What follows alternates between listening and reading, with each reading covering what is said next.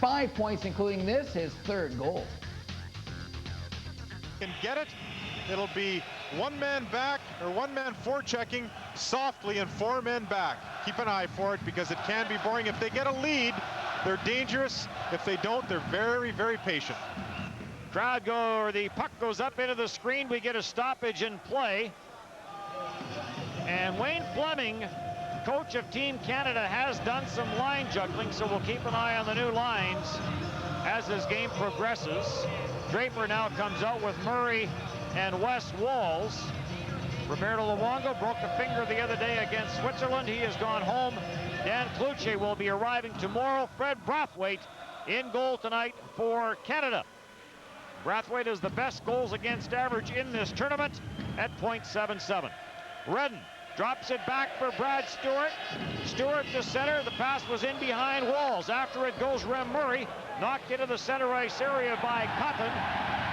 And across the line now for Malling. Long shot kicked away by Brathwaite. But it was called on the offside. And the linesmen, I imagine, will have their work cut out for them tonight, trying to get those whistles extra loud so the players can hear the calls. Well, if in doubt, keep playing, and the Germans did that. What they didn't do was make that attack onside. As we've mentioned a couple of times over the last week, you don't want to be close in either penalties or offsides here, because if in doubt, the referees blow the whistle. Goldman fires it in. Jason Smith on the far side. Walls for Rem Murray. Walls gets hooked. There's going to be a penalty. Now Walls gets taken down. Marco Sturm is going to draw the game's first penalty. It's going to be interference as the Swedish referee makes the first call. Ulf Rudger. Marco Sturm not that happy with the call, but he was getting it earlier at center, and then he finished the job by completely taking Walls down. Well, Sturm is a little bit hot under the collar as we get a look at Walls going down, and I'm sure that is an extension of his frustration last night against Italy.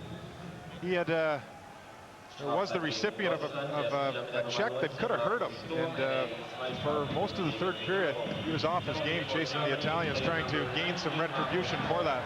Chitteroni, who had been suspended for a dirty check, or what the referee felt was a dirty check against the Russians earlier. Marco Sturm felt that he went after his knee, got up and went after Chitteroni. And a great game here this afternoon between Russia and Czechoslovakia.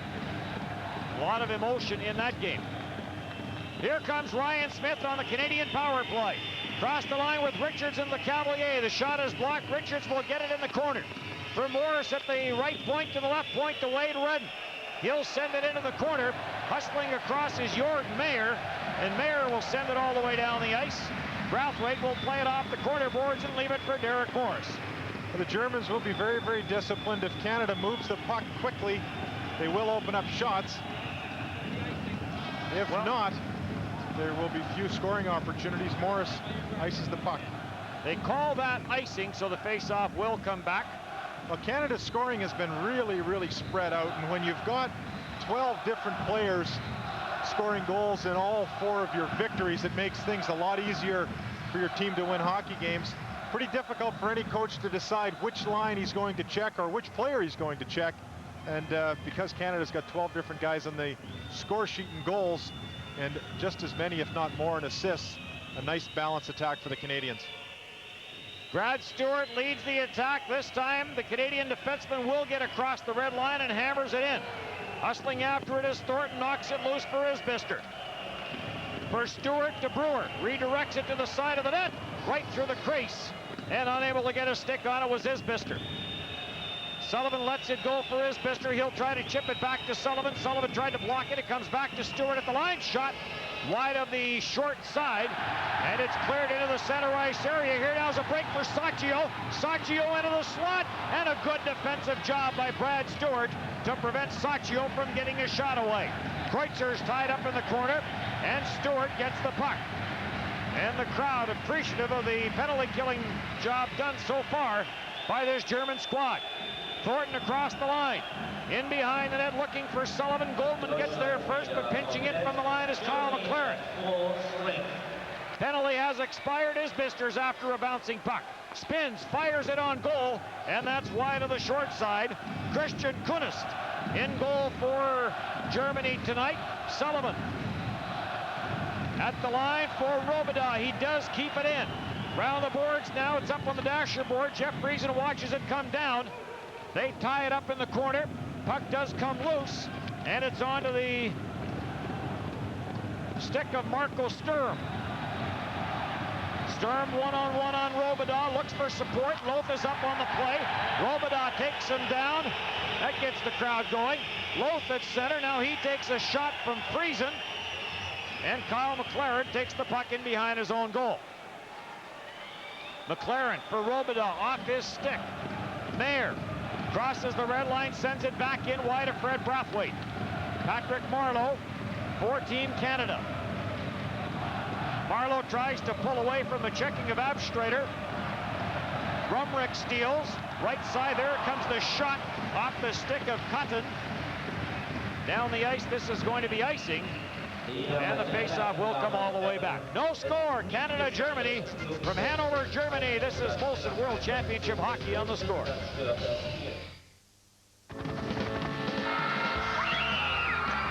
We didn't get it. Jason Smith bumping with Rumrick, the captain of this German team. Into the neutral zone it comes, and Malling will send it right back in, and he'll take a bump from Draper offside as Jan Benda in ahead of the play.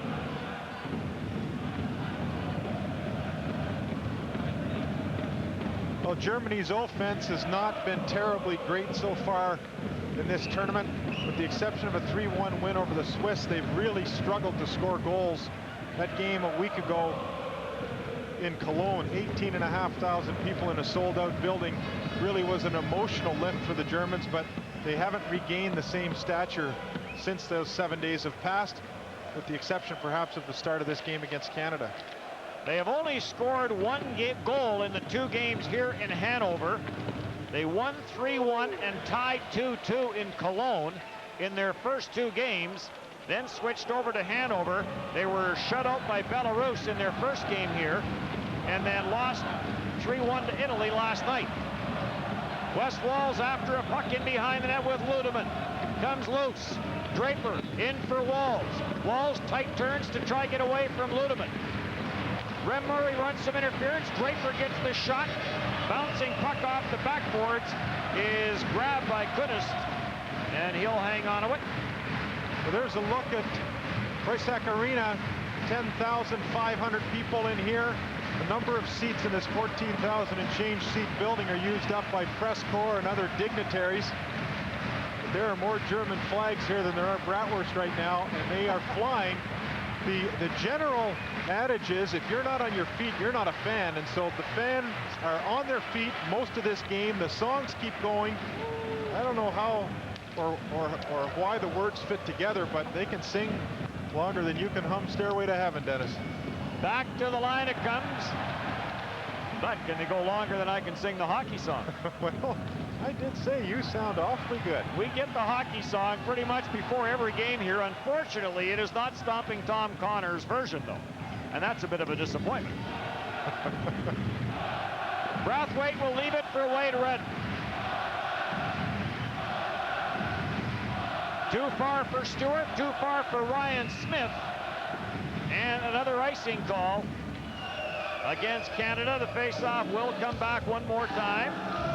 Well, this German squad is made up, as you would guess, mostly from players in the German Elite League. There are 6 players from the Kassel Huskies, of which coach Hans Zach is the leader of. In addition to that, 4 from Shawinigan, and then an assortment from some of the other teams, a couple from the winners in the DEL League this year, Mannheim, 1 from Finland, that's Bendel, and Marco Sturm. Both these teams young, averaging 23 years of age. Kyle McLaren for Stefan Robidas. Diagonal shoot-ins. After it is Sullivan. Couldn't get there. Back to the line, Kyle McLaren, who has not been on the ice for an even strength goal against for Canada. On the left side, there comes the shot. That is blocked. As hammering that was Abstrater. Derek Morris banks it off the boards, looking for Sullivan too far, and before Sullivan catches up to it, it crosses the red line, and icing will it be the call against Canada, and the Canadian contingent guilty of a number of icings as they try to stretch that German squad out. Well, Wayne Fleming has had lots of experience coaching in Europe, coached in Sweden for a couple of years. He's been throughout Europe with Hockey Canada and now the Canadian Hockey Association. And a lot of that experience is showing off in how he's coached this hockey club and the success they've had so far to date. And Wayne Fleming's assignment here is not just to coach the Canadian squad. He is also one of the coaches for the Canadian Olympic team, so he is keeping a very close eye on all the other teams and getting some advanced scouting done. And I'm sure a number of the other members of the Canadian contingent doing the same thing. Jeff Friesen, some good work in the corner. Gets it loose. Friesen looks for an open man, can't find one, swings it back for Scott Walker. Walker gets tied up in the corner. Marlowe comes up with the loose puck. Marlowe finds some space, lets the shot go, and a good right pad save by Kunist as he got that right leg out in a hurry. Jan Benda, former OHL player, to the line. He can shoot it, and he got some room there and hammered it in on Brathwaite, and Brathwaite makes a good stop. Jan Benda can shoot the puck. Played for the Oshawa Generals from 90 to 92. Walker sends it in, intercepted by Mayers. It was intended for Rem Murray. Mayer in on the left side. Both teams are now changing. Brathwaite stops it, and Stefan Robidoux will feed it ahead for Draper. Some room on the right side. Chris crosses at the line with Walls, and the puck skirts away. That will be offside. Marco Sturm tracks the puck down, and we get a stoppage in play. You're watching Molson World Championship Hockey on The Score. Game 5, Raps and Knicks. Alvin Williams had 18 points as the Raptors win their first ever playoff series. Welcome back to Hanover, the 2001 World Championships. Dennis Bayak with you, and along with us, Jim Poplinski, an Atlanta draft pick in 1979. 11 seasons with the Calgary Flames, a Stanley Cup in 89, an Olympian in 88, and affectionately known here in Hanover, Germany as Hep. Which is... You figured out one German word, well, pepper. Pepper. All right, pepper. And now you're trying to embarrass me. Bodies flying in front of the Canadian bench. Wes Walls on the right side leads the rush. Brewer goes to the net. Walls the shot, and the save on the short side by Kunist. Draper fights for it behind the net. It comes loose. After it is Walls. He gets cross-checked into the corner. No call. The referee has let them play somewhat. Here in the opening period, Ryan Smith charges into the pile. Ryan Smith comes up with it. That's not really a surprise. He usually does. Smith is taken down by Eric Goldman in behind the net. Those two continue a major league battle for the puck. Walls comes up with it. He's going to try and stuff it. Kunist is down. The puck is loose for Draper. Spins, fires wide of the short side, and then McLaren gets knocked down as he tried to join the rush. Kreutzer leads it back for Germany. Kreutzer tries to jam it on the short side, and he cannot get it to go. Ryan Smith battles for it in the corner. He gets all wrapped up by Marcel Gotch. And Morris is in there. They're going to get a stoppage in play. Finally, the whistle does go, and play is halted. You get a look at Gotch with the full face mask. There's a reason for that. He's 18 years of age, and he has to wear a full shield. Brewer after that big hit, and then Murray, two different age categories. And the requirements are different as we see Draper doing a nice job stuck on defense. Gotch as well. Pretty good chance will be a first-round pick, one of Germany's up-and-coming very young stars. So we had a look at all the recommendations, all the rules there. Ryan Smith, the captain of the Canadian team, limps his way to the Canadian bench after blocking a shot. Saw Gotch wearing the full face shield, Eric Brewer with the half shield, and Rem Murray, because of his age, has a choice of wearing something or nothing on his helmet. I think on the German squad, there's only one player that doesn't wear some sort of face protection now, and with juniors all wearing masks for some years, that will in all likelihood be a trend that will carry on with improved protection. The downside, a lot tougher to identify players. Face-off will be to the left of Fred Brathwaite. He'll face off Saccio and Sullivan, and it's picked up by Derek Morris. Out to center, cleared in by Richards, looking for Sullivan. It was behind him. Saccio with LeCavalier all over him. Saccio pulls away. Pass fails to materialize, and now Saccio and Derek Morris bump in the center ice area. Rem Murray comes across, can't clear it into the German zone, and Kyle McLaren will retreat. No score. Opening period. LeCavalier tries to get around Loth, unable to, and as it's carried in by Derek Morris, offside against Canada.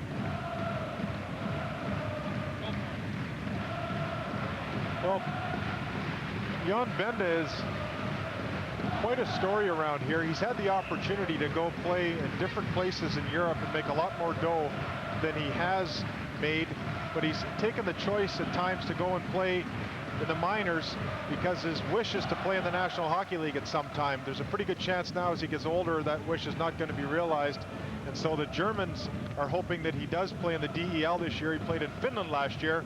He's got a big shot. You've mentioned it a couple of times, Dennis. Particularly if the Germans get a power play, you'll see him unloading lots. His resume has him playing in Canada, Germany, the Czech Republic, Finland, and U.S. Wade Redden for Sullivan. Off the backboards. It is Malling bumping there, along with Thornton into the center ice area. Redden breaks it up.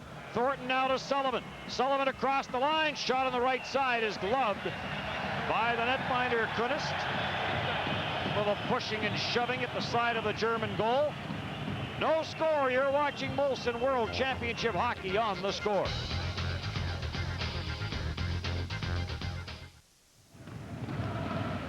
Marlowe for Jason Smith. He's watched by Rumrick.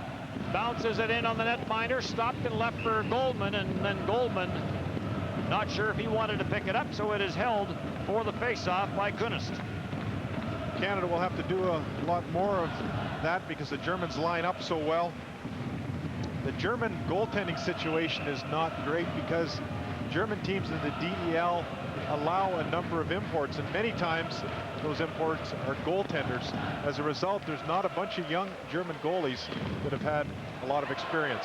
Eric Brewer gets that shot through from the point, save made, and then Brewer gets his glove on the clearing attempt. It deflects into the German bench. Jim, you made the point right off the bat that Germany was not going to go to the offensive. They were going to try and play a defensive game, and we have certainly seen that. You bet. Brewer great at getting the puck through. He's got a hard shot when he wants to, but to take a bit off and get it through is much more important. The guy that's mastered that perfectly in the National Hockey League is Al McInnes. He's got a cannon when he wants it and when he has the time to get it off, but if he's pressured and he has to get the puck through, 98 times of 100 he does. What a playoff Eric Brewer had. There's a long shot from Marco Sturm off the glove of Fred Brathwaite and wide in the corner. Coming across is Draper to take Marco Sturm into the corner boards. Battle for the puck continues. Kreutzer now tied up by Brewer. Brewer averaged just under 28 minutes of ice time against Dallas. Brewer a little over aggressive, and he's going to get called for it. Jason Smith touches the puck, and Eric Brewer is going to go to the box for roughing, and Germany will get its first power play of the game. Well, here's a look at the penalty. I'm not sure I'd be giving anybody 2 for that. Brewer doing a nice job in finishing off the check. There's the long shot by Sturm that sneaks by Brathwaite, finds its way out of the glove. Canada's penalty killing has been pretty strong. You'll get another look at that. Whoops. 89%, almost 90%. Only 3 goals against so far. And those have been negated in many ways by the 3 shorthanded goals that Canada has scored when they have been killing penalties. You look at the lineup, 23 shorthanded goals in this Canadian roster. If you look at the NHL stats from this past season. Saccio, cross ice for Seiderberg. Seiderberg's shot doesn't get through. Saccio now for Hines and back for Saccio. Works it to the top of the circle. Saccio down low for Hines. Hines fans on his pass, watched by Kyle McLaren. A couple of Memorial Cups for Hines with the Medicine Hat Tigers. Sacchio down for Hines, to the line it comes to Seidenberg. There comes the shot, right on, rebound, score!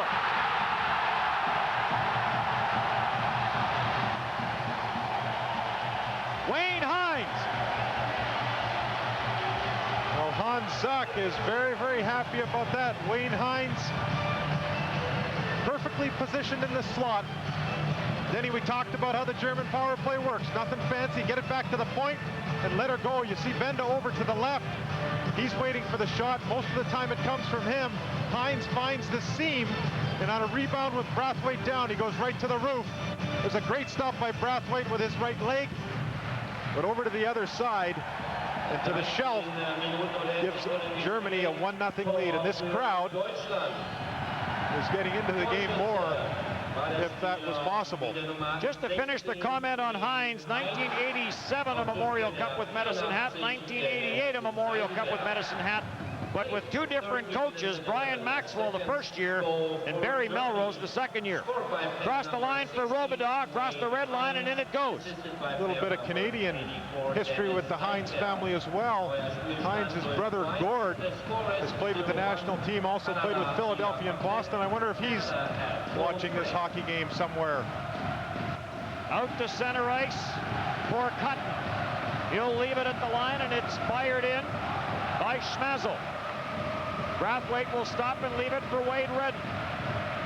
So as we saw in the game yesterday, Canada falling behind by a score of 1-0, and again it's a power play goal that gets the opposition on the scoreboard. There's a shot from a sharp angle that goes over top the net. It was Steinegger getting Switzerland on the board with a power play goal in the first period yesterday before Canada came back with two quick ones to take the lead, and then they never looked back. Sullivan sends it in, hustles after it, tied up by Goldman. One NHL game for Goldman, now with the Ottawa Senators. Long shot, Brathwaite to save, rebound, that doesn't get to the net. Thornton has Sullivan on the right side. Off Sullivan's stick, cleared away by Ludeman, but Thornton follows up. Thornton, and the crowd reacts as McLaren takes a man down in behind the play. Derek Morris, cross ice for Kyle McLaren, in for Sullivan. Sullivan in on the right side, Sullivan around the net, centers as Bister jams it through the crease. We have not seen Ryan Smith return since blocking a shot. Big hit by Kyle McLaren, but he's going to get called. Another power play coming up from Hanover, Germany. This is Molson World Championship Hockey on the Score.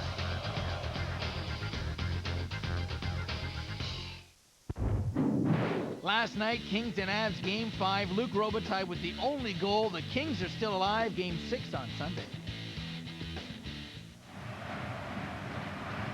Face off to the left of Brathwaite.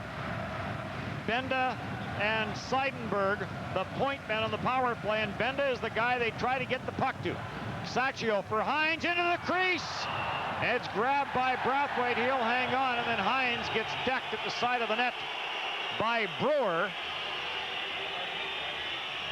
It almost appears as though Hans Zuck, the coach, has changed up his power play a little bit. They're trying to jam it into the crease a lot more than we saw in the two previous games that they have played here in Hanover.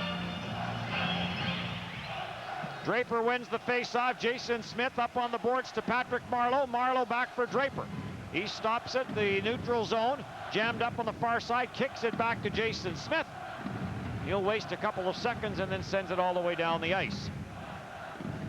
McLaren for tripping the penalty. This is the second power play opportunity for Germany. Almost busting through was the captain, Rumrick. Cleared to the line by Marleau, but not out. Kept in by Seidenberg. Brewer's taken to the backboards, but gets the puck across to Jason Smith. And Jason Smith will bounce this down, forcing Germany to go back and set up on the power play. Dennis Seidenberg will start the rush. Watched by Walker, turn over to Rem Murray. Rem Murray gets tripped up on the play by Seidenberg, sends it deep. Walker is after it. He'll send it all the way back into his own zone for Redden. Walker with a power play goal, a shorthanded goal, and an even strength goal so far in this tournament. He's hit for the cycle. Cross ice for Ryan Smith. There he is, back on. Fires it wide of the short side. Walker goes after it. Back for Ryan Smith. In behind the net, Smith goes down, maintained control for a split second. And now the German power play gets going. Kreutzer in for Daffner. Daffner tried to get it to the side of the net for Marco Sturm and couldn't. Sturm now to the line, cross ice to Ludeman. His shot goes over top as he blasted a rolling puck high. Getting knocked down on the far side was Walker, and Wade Redden will get the puck and he'll send it the length of the ice.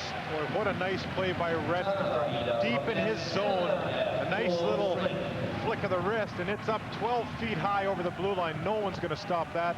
Al McNeil would be proud of any defenseman that could do that maneuver. Kyle McLaren back out, Walls in for Draper, close at the line, but they whistle it down. And we'll get a stoppage. Games this afternoon, United States over Finland 4-1, and the Czech Republic over Russia 4-3 in a game we watched this afternoon. It was a great game. You bet. Here's the opportunity for Ludeman, and the shot that flutters over top of Fred Brathwaite's right arm. Well, once again, the Germans just get that puck back to the point. They do jam the net. Their power play is very, very simple, as is the rest of their game, and it will get more disciplined now with 2.5 minutes left in this first period and a lead. You think that they were hanging back before. They'll do it more now that they've got one up on Canada. Is Bister behind the net for Sullivan. Sullivan with Mayer in pursuit. Sullivan finds Joe Thornton. Thornton battles forward on the far side with Abstrater. Bister's there. Thornton is there. Thornton knocks his man down. A centering pass. As coming in from the left point was Stewart. It's caught and thrown down the ice. Well, the Germans have had a real tough time the last few years. They're back into the A pool for the 2002 Olympics in Salt Lake. You see that in the World Championships they've hosted and been involved in. But since 1998, some turmoil here in German hockey to wrestle the country back into a competitive position. And Zock has really taken it upon himself to make that happen. And it looks, based on this World Championships, that there's been some real positive strides over the last couple of years here in Germany. And he is a bit of a different coach, a major league disciplinarian from what we understand. LeCavalier in the corner. Leaves it for Brad Richards. Richards can't get anywhere. More pushing and shoving in the corner. Some emotion in this game. And they'll jam it up along the boards down by the German bench. And we get a stoppage in play. Now, not dwelling on the rules too much, but you see Hines without a helmet. If he gets into the play there, he's got a problem. As we saw with Tverdovsky, I think, Denny, he dropped his helmet against the Canadians and ended up negating a penalty that would have been a two-man advantage. Would have been a two-man advantage, you bet. Well, Renz, without his helmet there, I'm not sure what the referee considers being in the play, but Renz was poking and moving along the boards, but changed very quickly and I guess didn't touch the puck. Stewart, a shot that goes off the side of the net. LeCavalier tries to wrap around. Richards is in front. Couldn't control the centering pass from LeCavalier. Ryan Smith gets stopped at the side of the goal, and they are calling it a glove pass. Faceoff will come outside the line. Well, there's some heavy going now as Germany really starts to get close and hook and hold. A nice flip. Once again, Canada doing a nice job in getting the puck through to the net. LeCavalier right on the side. He's dangerous because of his big reach. He can be standing with his rear end against the boards and still reach around in front and tuck it in. You see him attempting to do just that. Marlowe between Friesen and Walker. Marlowe, the youngest player in the National Hockey League in the 1997-98 season. Marco Sturm, a teammate of Marlowe's in San Jose, takes the puck and carries behind the net. I don't know who spotted that Marlowe Jr., but the guy must have been pretty bright to get him on his squad and nurture him to the status he's at. Denny, where did he? I couldn't agree with you anymore, especially with the drafting. I couldn't talk about the nurturing because I had left Tri-Cities as he became a scoring sensation in the Western Hockey League, but I was with Seattle when we drafted him. And clearly you built the foundation. You built the foundation for that. Keep going, keep going. I'll just be quiet. I'm out of notes that you've given me. Dan Reed, you're righty. Here comes Stewart out on the left side, taken into the corner boards by Mayer. After it goes Marlowe. Mayer hustles after him. The loose puck for Friesen. Friesen back to the line for Stewart. We're having trouble seeing that corner because all the fans are standing. Jammed into the crease area. Eric Brewer's in from the line. Time running down. 20 seconds in front for Friesen. One shot, another shot. They jam at it on the short side. Friesen out of the pile. And play whistle down. I think the net has come off the peg. Or has it? Play whistle down. The Canadians not very happy. In behind the play, we have Daniel Kreutzer and Brad Stewart doing some pushing and shoving. Take a look here as Friesen is looking for a hole. Patient, patient, patient. We're not going to see it from this angle. We do see the nice save there. But Friesen has got the puck right about this time, and he's out in front to the right of your screen, looking for some air between where the puck was on the ice and the mesh awaited, but he couldn't find it, and the referee blew that one down. I'm not sure why yet, Dennis. I agree. I don't know either. We thought the net may have come off the peg, but as we saw in the replay, it did not, and I think that's the answer that Ryan Smith would like to hear now. Rumrick and Smith getting an explanation before the game. I'll have to ask Ryan later, but he had quite a lengthy conversation with the referee. Not sure what it was regarding, but he gets another moment of time for discussion on the stoppage of this play. Both penalty box doors are open, but so far Stewart has not made, now there he goes, any effort to go to the penalty box. Well, every once in a while you can sneak into your own box and they forget about you. Not that time, Brad Stewart. The pride of Rocky Mountain House ends up with a 2-minute coincidental minor with his German counterpart. So some 4-on-4 to end this period and start the next period. Here comes Derek Morris. He'll flip it in. As the first period comes to an end, and they are happy here at the Proisek Arena as the home team in front by a score of 1-0 on a power play goal by Wayne Hines, as we send you back to Steve Cooley. Thank you very much, Dennis. That's right, Germany leading by a score of 1-0. And welcome back to our first intermission report. I'm Steve Cooley with Gord Stellick and Chris King. And guys, for the first time in this tournament, this is the 5th game for Canada. It's the first time that they have taken a deficit really into the room. Well, yeah, they had trailed once before against Switzerland, but Canada came back for 2 quick goals to go into the room with the lead. But Germany's played pretty meticulous. They sat back. They didn't come out over aggressive because of the fans. They took only 1 penalty, but they played the kind of period that they wanted to play. And Canada started to press there at the end, and they're going to have to continue to press to get back even and hopefully take the lead here. I think the Germans came out really the philosophy about that, look, we may lose to Canada, but we're not going to beat ourselves. And that's the way they played the first 20 minutes. And Canada didn't play their A game. So in the case for Germany, the way they played was good enough. They didn't give up a ton of scoring chances. They actually had a couple themselves. And like Chris mentioned, I really thought the momentum changed in the final 2 or 3 minutes. And had that coincidental penalties not been called, Canada might have tied it up in the waning seconds. So they have to start off the second period the way they finished the final 2 or 3 minutes of the first. Time now for our play of the period, and it's the only goal of the period, and it came on the power play. Wayne Hines getting the Germans on the board. To the line, it comes to Seidenberg. There comes the shot, right on, rebound, score!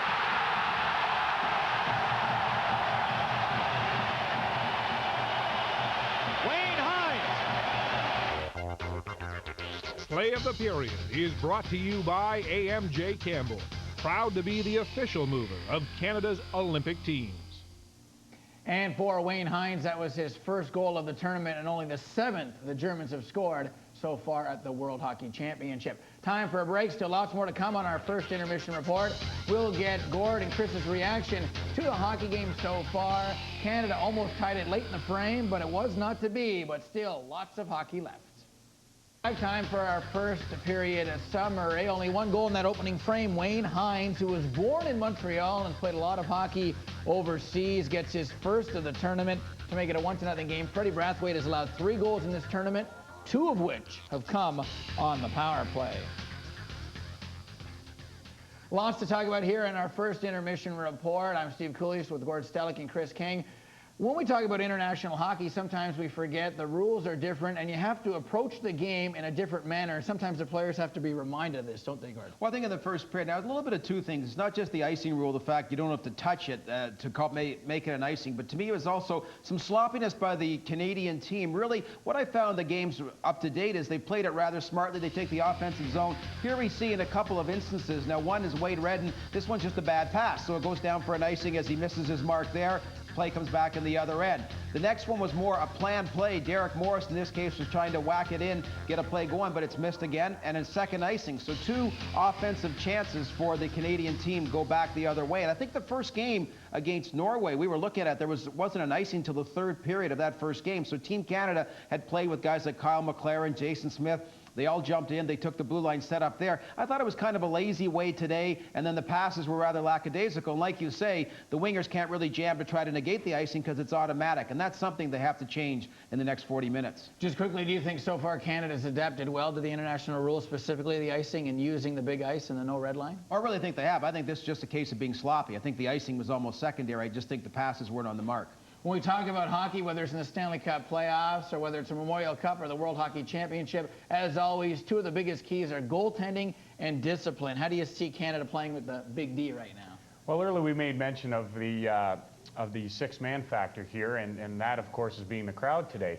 And the noise in the building would certainly influence the referee, and Canada knew this quite well. And early on, right here, Steve Sullivan's getting worked over, and no one's Sullivan playing with him. He would love to just clobber this guy, but he backs off and doesn't take the penalty, you know, which is a great smart play. But a little later, Eric Brewer gets a little bit more over aggressive here, ends up taking a penalty, and we know the end result. There was a German goal on the power play. So both examples of where you have to use your smarts in the situation, the game being in a hometown with the referee, could play a key factor in this, and Eric Brewer kind of crossed the line and put his team down. So Canada's going to have to be very good at maintaining their cool throughout the whole game. As an ex-player, how tough is it, honestly? We talk about discipline, whether it's in the playoffs, whether you played in the Stanley Cup playoffs, or as you've gone up through the junior system and then in the American League as well. We talk about discipline, but how tough is it in the room while you're there getting pumped up for a game and a coach is saying, stay out of the box, stay out of the box. And as a team, you try to do that, but when you're out there, it is very difficult. Easier said than done, isn't it? Well, it is, and obviously our game is a very emotional game, and it's the quickest game in the world, and everything happens out there really fast. And I think that's why everybody talks about players being professional, and you have to contain that level of even keel on the ice. Obviously, it doesn't happen all the time, and it's much the same as in here, Gordon. We were talking earlier in Hockey Central that we would love to come over the top and clobber you, but because the fans are watching, we just can't do that. So, I mean, it's not just on the ice, it's here in the studio as well where we have to maintain. We don't lose our edge, but we keep our discipline. I think that's the same thing with the players. You don't want to take away their edge, so if they do get a penalty, they're on the bench, but you want to maintain their discipline. Plus, if you come over the top,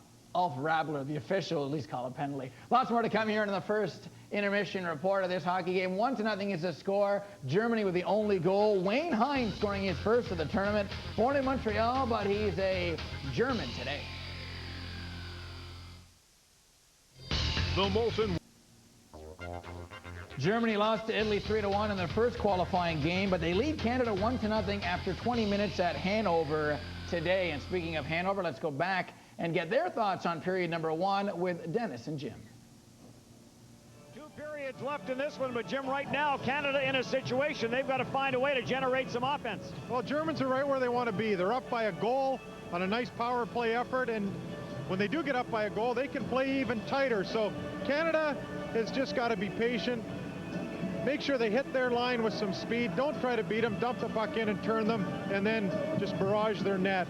If you do that over time, you end up wearing them down and you will score goals. And frankly, I think these are good opportunities for Canada to face a little bit of adversity. A lot of what has happened so far has been literally a perfect script. And to throw some adversity in and have Canada have to fight through some of this stuff at this stage of the tournament, I think is perfect. And some open ice to start the second period as they'll play 4-on-4. Guys? Thanks very much, guys, and we'll get back to you and the start of the second period in just a second. You're watching the Molson World Hockey Championship on the score. Canada has been perfect so far in the tournament, but they trail in this hockey game, but as the guys mentioned, still 40 minutes to go. And over Germany, the capital of Lower Saxony and the home of the 2001 World Championships. And would you like to have this gentleman playing on your team? Quick look at Wayne Gretzky's statistics as he's represented Canada a number of times. Most of the time he was playing with the Oilers in the playoffs, so whenever the World Championships were around, he typically was not available. He has, though, played in Germany once in December of '94, and he scored a goal. Denny, let's see how your trivia is. Said it was his only goal in Germany. Okay. In Fribourg. That was on, what did they call that tour? That was during the lockout strike, whatever it was. Yeah. He spoke yesterday at a well-attended news conference and answered a variety of questions. There he is. Tremendous spokesman. Yes, he certainly is. Marleau starts at center with Friesen. 4-on-4, Redden and Morris. The defense pair, Redden will drop it off for Friesen. On the left side for Marleau. Marleau around Mayer. Good wrist shot by Marleau. And a good save. What a beauty. At the line, Redden bumps into his man. This type of game favors the Canadians. 4-on-4, a minute 24 left on this 4-on-4. When you open up the ice with the way these guys can skate against a team like Germany, who typically will not have near as many good skating players as Canada, you have to take advantage of it. Let's see if the Canadians do here in the next minute. Ludeman comes up with the puck. Cross ice for Mayer. Puts on the brakes just outside the Canadian line. Dumps it deep. And heads to the bench on the line change. Malling and Seidenberg come out defensively now.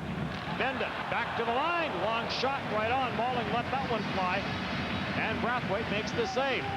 4-on-4 for another 45 seconds. Stefan Robidoux skates it to the line. Long shot kicked out. In for his own rebound. A bouncing puck, and he chipped it wide into the crease. It comes. And LeCavalier tried to dig it free and bang it home, but nothing doing as it was jammed by the netminder. Robidoux doing a real nice job. This guy has been strong throughout this tournament. Jumps up the ice, and as he goes to center the puck, very, very close to kicking it in his own net. Canada's defense right on top of things. A long shot from the blue line at the other end of the rink before Robidoux jumped up the ice. Freddie Brathwaite equal to the task.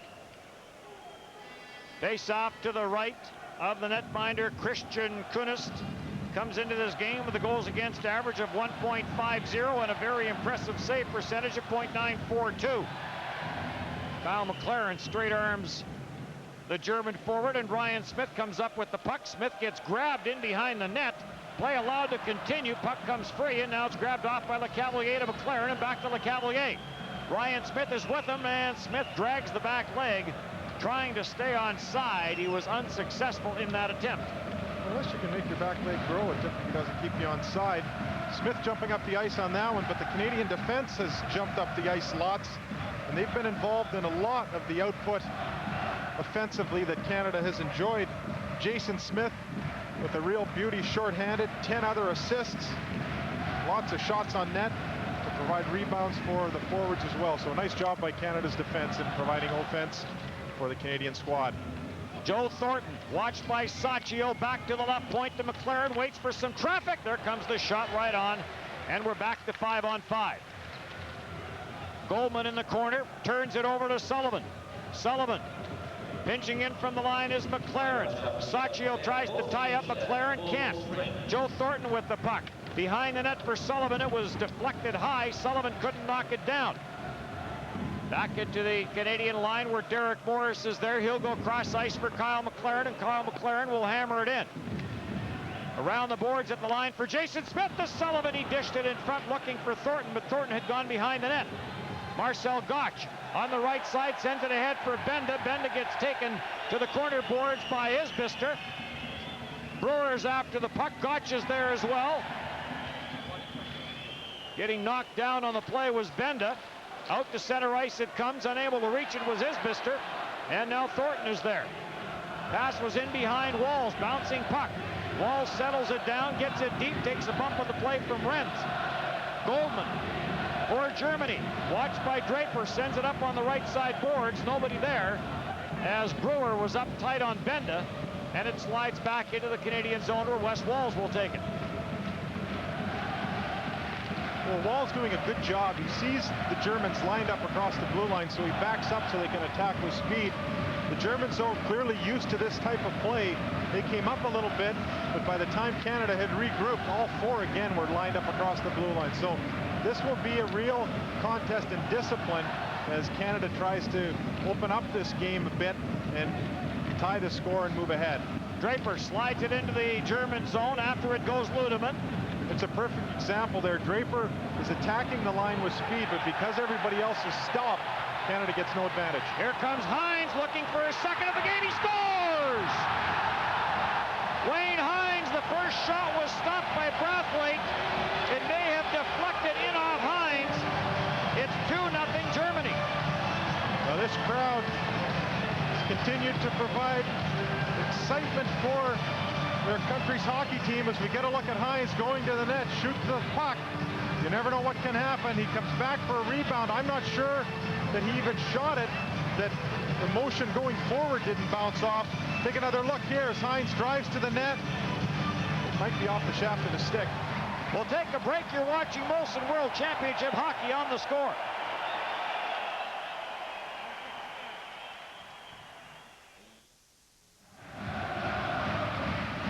Welcome back to Germany. Dennis Bayak, Jim Paplinski, Andrei Kecmeketi. Too many syllables in that one. Mark Askin is here. Roy Hoffman is here, along with our photographers, Stefan and Kai.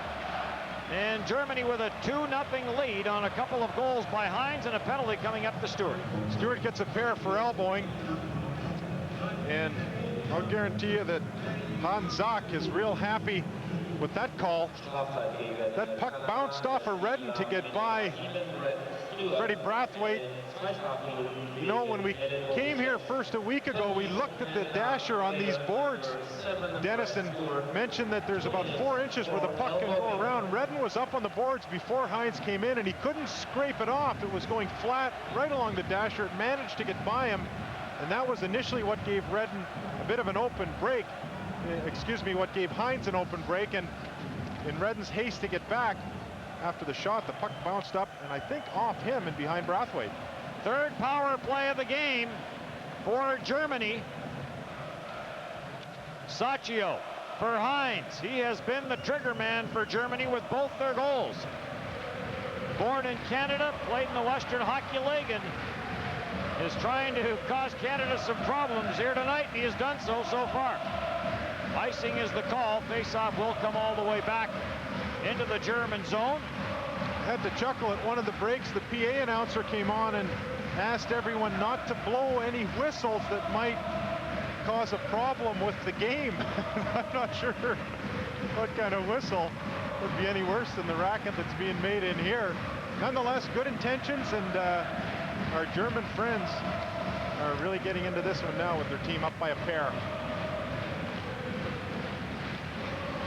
Cross ice pass is picked off by Robidoux. Ends up in the German bench and knocked down. We'll get a stoppage in play. We've had a change in the active scoring leaders as far as players that are still active.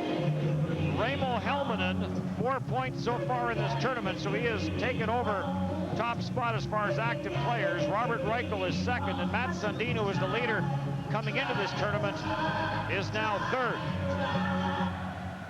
I wouldn't expect Sundin to be able to move up in the standings, Dennis.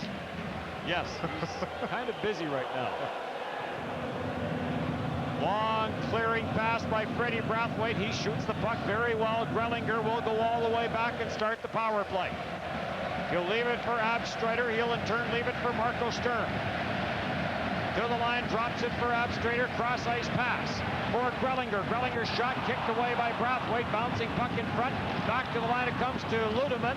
His shot is blocked. Ludeman gets it again. He'll go cross ice. Down low for Daffner. Back for Kreutzer. Back for Daffner, who's in front of that. Right through the crease it comes. And no one there to get a stick on it. Power play continues. Marco Sturm sends it around the boards to Kreitzer. Kreitzer, back into the corner it goes. Good control by Germany. There's a shot that goes off the stick and over the glass, as that comes off the stick of Dafner. Back into the corner, finally intercepted and cleared. And the penalty to Stewart has expired. After the puck goes Ryan Smith. He'll leave it for Steve Sullivan. Sullivan in the corner, watched by Goldman. For Ryan Smith, Joe Thornton, the other Canadian forward, goes to the back of the net. Puck comes loose. Thornton battles for it. Knocked away from him, and after it in the corner is Loth. Loth almost turned it over to Sullivan, but it's hammered down the ice. And now Sullivan and Smazel get tied up in the center ice area. Look at each other, exchange some slashes. Well, Wayne Fleming has alternated Ryan Smith between Thornton and LeCavalier as we get a look at some of the stalwarts in German ice hockey history. Eric Kuhnhackl was a mountain of a man. Stopped playing here a number of years ago, but just a tremendous scorer, as was Dieter Hagen. Sullivan on the wraparound, can't get it into the short side on Kunist. The side of the net, Joe Thornton knocked his man down. That's Abstrader. He gets up slowly. Now play is whistled down as Abstrader and Thornton were tied up at the side of the net. The referee has not signaled a penalty, but that does not necessarily mean that there will not be one. We saw an incident this afternoon where there was not going to be a penalty called, and all of a sudden there was. Well, Thornton drills Abstrader here, and I'm not saying that that there shouldn't be a little bit of retribution on Thornton for that by our good friend the referee. However, the thing that disappoints me is that Abstrader lays on the ground and causes a stoppage of play. He should get up and get going. As we see Thornton once again, this guy has been very physical. Thornton, that is, this game, and with some movement by Fleming putting Ryan Smith back with Thornton and Sullivan. Let's see if they can regain the magic that they had in the opening game of this tournament against Norway. Draper after it behind the net. It's tied up on the backboards by Friesen. Marlowe digs it free. Marlowe watched by Mayer, now for Friesen. And now to Marlowe's. He fights off the check, gets to the crease. Couldn't get a good shot away with a rolling puck. Marlowe to Draper in the corner. Draper for Marlowe, watched by Mayer. After it, Friesen to the front of the net is Draper. And there's a penalty coming up. It's going to be Hines for holding Draper's stick. Hines does not like the call. The crowd does not like the call. But it doesn't matter. Hines is going to go for two. It's a great call by the referee. Could easily have let that one go by, but did not.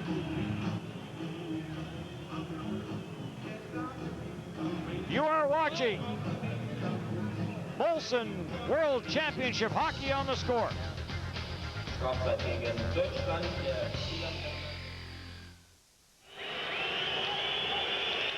Second power play of the game for Canada. Hines in the penalty box for holding the stick. Canada down 2-0. Would love to get one here. There's a shot by Morris.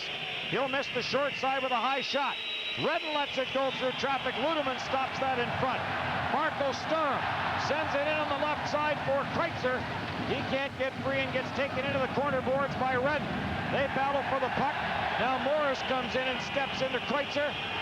And the power play starts up the ice, but in behind the play, we're going to have a penalty. It's going to be an interference call against Derek Morris. And that will nullify the power play. Well, Morris is clearly upset with this call. Now, I couldn't see with all the people standing up here, Dennis, but my sense so far is that Radbuhr has called a pretty good game. There's something going on down in the corner. Let's see if an end zone camera picked it up or whether somebody wants to give us a look at it. So Morris came in and finished the first check. And then there's the extra straight arm. And there's the call. Boy, there's hardly a bump. I can see why Morris is frustrated. Having said that, we also know that everything tends to get called here, so don't take the extra push. Wayne Fleming mentioned that at breakfast. this morning that they call it closely here, and the players have been told that. So 4-on-4 for 53 seconds, and then a power play for Germany. In the high slot, loose puck for Goldman, and he knifed a backhand shot from in front of Brathwaite wide. Friesen back for Canada. In on Seidenberg. Seidenberg plays the man, takes Friesen to the corner boards. Eric Goldman is after the puck. He's tied up by Marlowe, and the puck is cleared all the way down the ice. Icing will be the call, and we have an injured player in behind the action. Is that Seidenberg? No, it's not. Eric It is Goldman. Got twisted up a little bit as we look at He Goldman. had a great opportunity. You bet, at the other end of the rink. Missing the knife shot you so aptly described. Brathwaite with good position. Goldman had to go to the outer limits, and it was too far out. Right off the draw, Ryan Smith, the shot as Sullivan won the face-off, and the save made by Kunist. In his own zone is Smazel for Rumrick, the captain of this German team. Rumrick's pass is picked off by Sullivan to Ryan Smith, and back for Sullivan. 4 men back for Germany. Rumrick tries it again. His pass at center failed to find the open man. Jan Benda watched by Sullivan, and now a power play for Germany. Passes through for Rumrick. He couldn't catch up to it. Cleared for Sullivan. Never did get to him. And it's back into the Canadian zone, where Brathwaite will leave it for Ryan Smith. For his Edmonton Oilers teammate Eric Brewer. Into the corner. And down into the neutral zone off the stick of Robidas. Ryan Smith is dumped in behind the play, and Malling is going to get a penalty. Jochen Malling heads to the box, so in 11 seconds when Morris gets out, power play for Canada.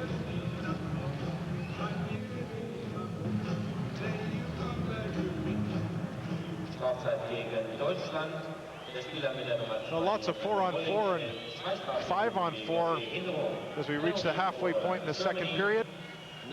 I would have thought that the Germans, given their past, would be much more disciplined here now that they've got a lead, but they're falling into a trap where if they give Canada the wrong power play advantage, this game gets close.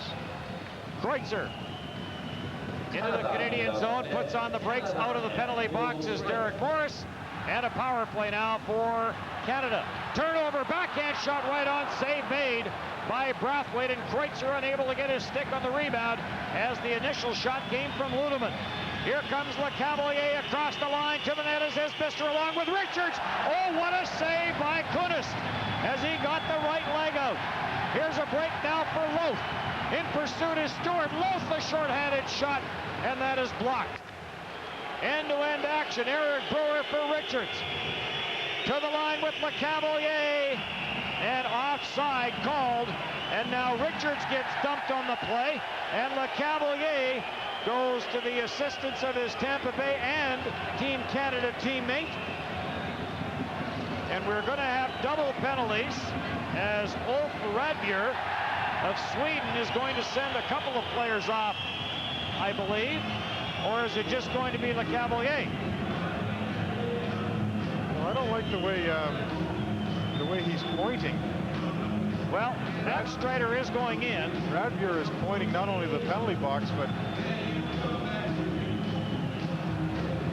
it looked to me like he's sending him out of the game. Ryan Smith is waiting over for some interpretation, as is Rumrick. 10:34, the time of the penalties as we have the scrum. Richards was knocked down in behind the play. And we don't get a good look at it. I'm not sure if it was a knee-on-knee situation that got LeCavalier upset. Once again, though, very little percentage in starting to scrum after the whistle. Even if you do get the guy you want, I'm not sure you want to do what you originally wanted to do when you went to get the guy you wanted. Next up, very well said. Next up for Canada, Tuesday against Czechoslovakia. That will be an 8 o'clock start here in Hanover. And then the quarterfinals will go on Thursday, the semifinals on Saturday, and the finals on Sunday. Freddie Brathwaite, as these penalties expired, Germans were all around the Canadian net with some real good pressure. So LeCavalier and Abstreiter to the penalty box. And power play will continue for Canada, as in the box the Spieler is number 2, Molly, and the straf site is 1:12 left. That's the time. Reading that off the clock. Number 4, Vincent LeCavalier, 2 minutes unsportsmanlike conduct plus 2 minutes for roughing. So unsportsmanlike conduct and roughing penalties, 4 each for LeCavalier and Abstreiter. Stewart sends it into the German zone around the boards. Friesen is there. Mayer is there. Rumrick is there. Marlowe is there. Walker now moves into the pile, and the puck is cleared down the ice. So after a good start to this tournament, Germany beat Switzerland in the opening game 3-1, then a big tie against the Czech Republic 2-2. Then they lost 2-0 to Belarus, lost 3-1 to Italy. So they are trying to get things turned around after a good start to this tournament and have a 2-0 lead. And there's the guy that has both goals, Wayne Hines. Wayne Hines and his squad last night didn't look like they had a lot of snap towards the end of their game versus Italy, but they've come out fairly disciplined. Canada didn't have the greatest first period of the tournament for them, and with a power play goal and then a good start in the second, Germany finds themselves exactly where they would like to be had they been allowed to write the script. Steve Sullivan tries to go outside in, and now Sullivan takes a punch to the head from Andreas Renz. Down the ice it goes. I agree. I thought Germany looked tired. Yeah, they the sure latter did. stages of last night's game, but they have found some new zip in the legs. Across the ice for Redden. In for Ryan Smith. He'll leave it for Thornton. Nice play by Ryan Smith. Thornton walks out. Right on. Save made. Power play is over. Molly for Marco Sturm. In on Redden. Tried to snap it in on Brathwaite and did not get anything on the shot. Goldman on the far side gets tied up by Robidov. Joe Thornton gets the puck and leaves it for Wade Redden. For Steve Sullivan. He'll circle and try and get the offense set up. Sullivan to the line. Ryan Smith to the net. Sullivan tries to get him the puck. Eric Goldman gets a stick in the way. Smith and Goldman in the backboards, and finally play will be whistled down. From Hanover, Germany, this is Molson World Championship Hockey on the Score.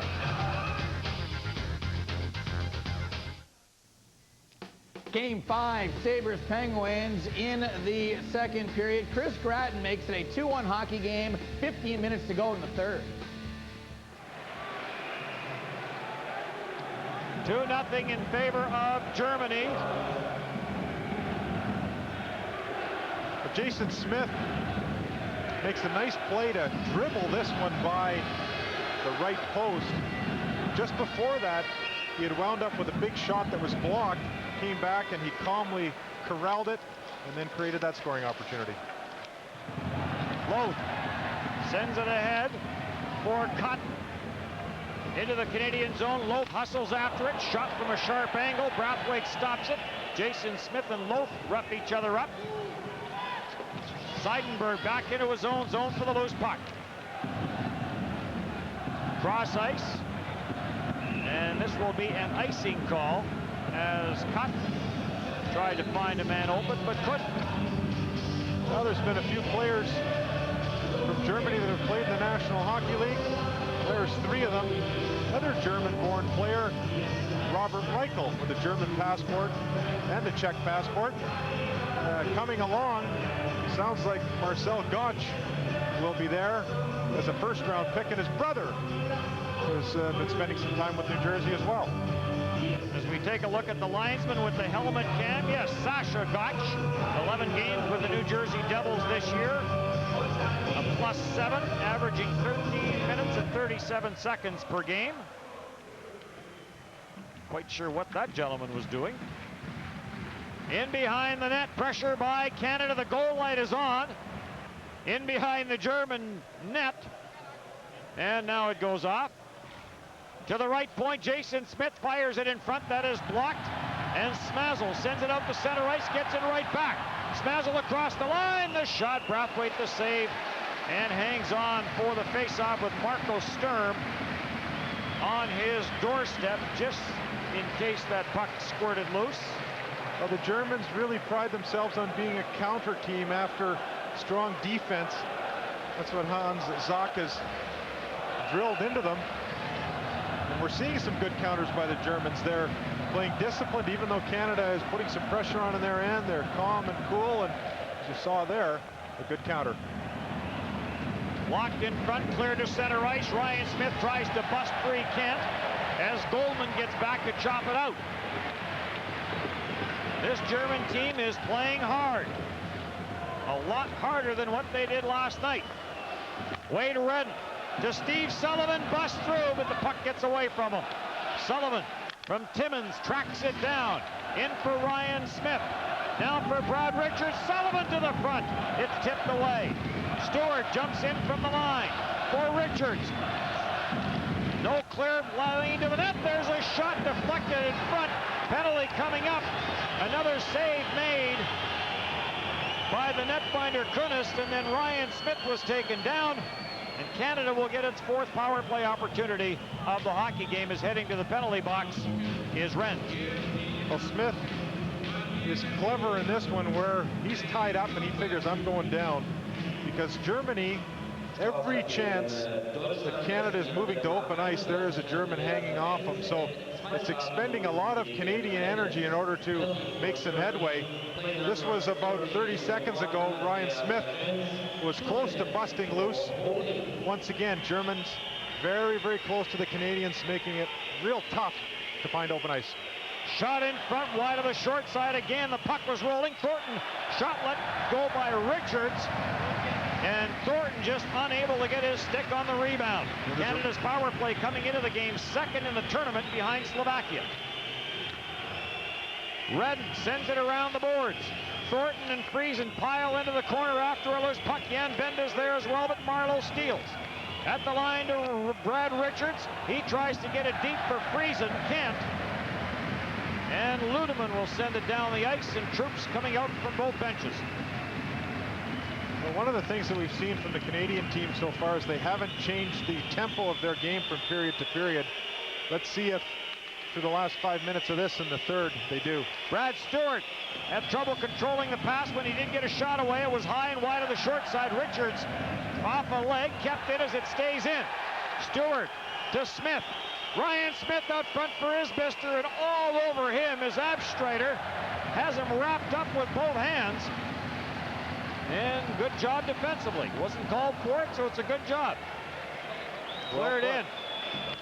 Out for Sullivan. The quick outlet pass. Tried to get it to Ryan Smith off his stick. Smith in the corner. Battles for it with Smazel. Gets it for Sullivan. Around for Isbister. He'll let it go to Stewart. Stewart back in for Isbister. 28 in the power play. For Stewart and now to Morris. The screen shot stopped in front. Isbister's after it. Isbister knocks Smazel down, and now Ryan Smith gets knocked into Smazel. There's a shot wide of Brathwaite. That came off the stick of Kreutzer. Round the boards, Kreutzer has Goldman coming in from the line. Can't get him the puck. Down goes Kreutzer. Now down he goes again. Power play has expired, and Isbister has the puck. So the Germans trying to draw some penalties. In the corner, after it is Seidenberg.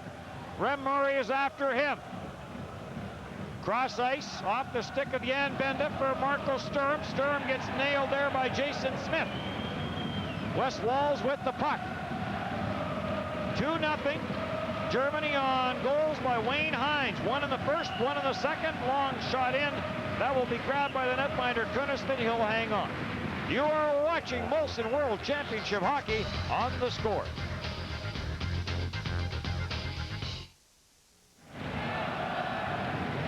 Manitoba knows Mark McKay is on the roster. There's an icing call for this Germany team, but has not seen any action in this tournament. He was one of a number of these players in the 1998 Olympics. Benda, Ludeman, Goldman, Malling, Rumrick, Marco Sturm. They finished 9th in the Olympics, but Mark McKay yet to see any action in this tournament.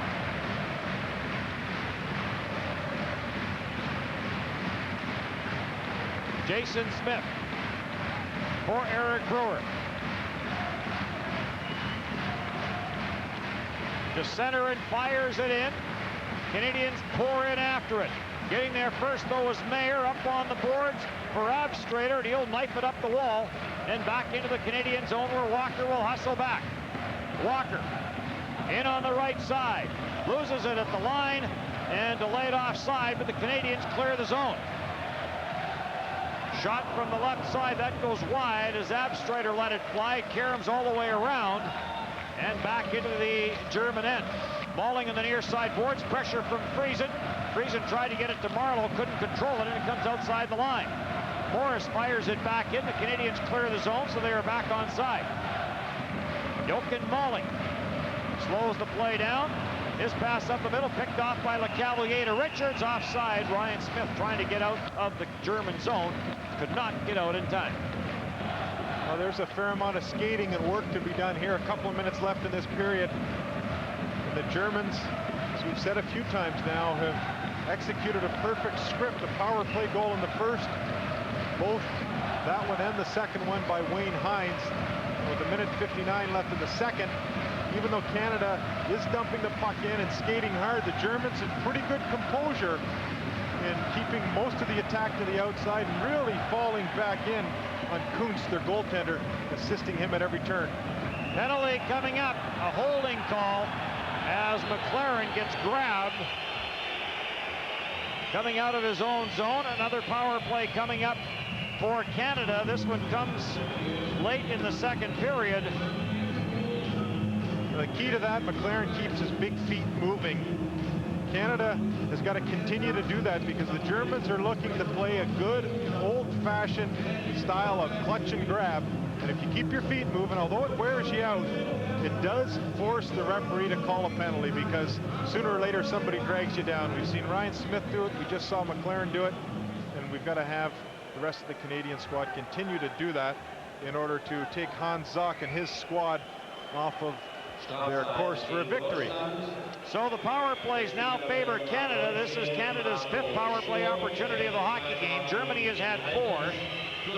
The key, though, they are 1 for 4. Canada 0 for 4.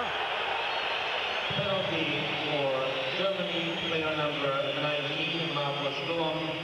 2 minutes for holding plus a 10-minute misconduct. So Marco Sturm gets a misconduct as well. Well, Denny, we did mention Sturm got out of sorts last night when he had a crack from an Italian and really was undisciplined. He's carried that on into this game. Not sure that that's a good thing for his squad. Isbister tried to get it back to Ryan Smith. It goes all the way back to Brathwaite. And he'll leave it for Brad Richards. Ryan Smith out as well, takes the pass on the left side. Smith with Sullivan and Isbister up front. Richards, the extra forward on defense, along with Redden. Redden chips it deep. Netminder Kunis comes out to play it up on the boards. Isbister charges in after along with Smith. Sullivan tries to track it down. It rolls up on the boards on the far side. Richards pinches in, holds it in. Good job by Richards. To Ryan Smith.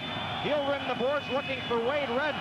Redden protects it from the oncoming player Loaf and gets it for Smith. Out front to Isbister. And a save on the short side. Richards a shot. That is blocked.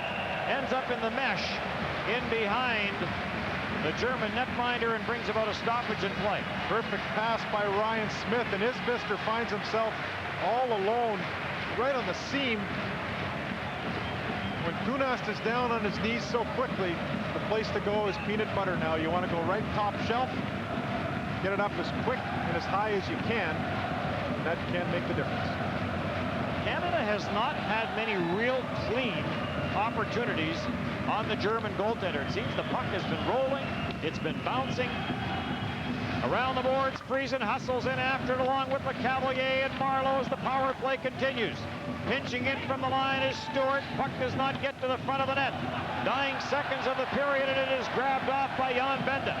He'll get to the red line, send it in, and that will do it for the second period. So a goal in the opening period by Wayne Hines, a goal in the second period by Wayne Hines.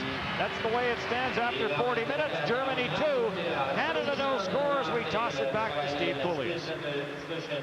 Thank you very much, Dennis. Yeah, one goal in the first period, Wayne Hines. One goal in the second period, Wayne Hines, although he caught a bit of a break as Brathwaite cleared it, went off Wade Redden and in. So Canada, guys, facing some real adversity right now in the tournament, trailing by a score of 2-0. What's going wrong in this hockey game, Gord? Well, first, what the Germans are doing right, and Jim and Dennis alluded to the fact they really played a stinker last night. They look like a tired team, but they've come out and played a real solid hockey against Team Canada today. So I think they've been re-energized by the crowd. Also, hey, where are the big guys? The big guys in Canada, someone's got to stand up. We've talked about Scott Walker being a surprise. We talked about Joe Thornton, Vincent LeCavalier, Ryan Smith. I mean, one of those types of guys, this is what it's screaming for them to grab it in the third period.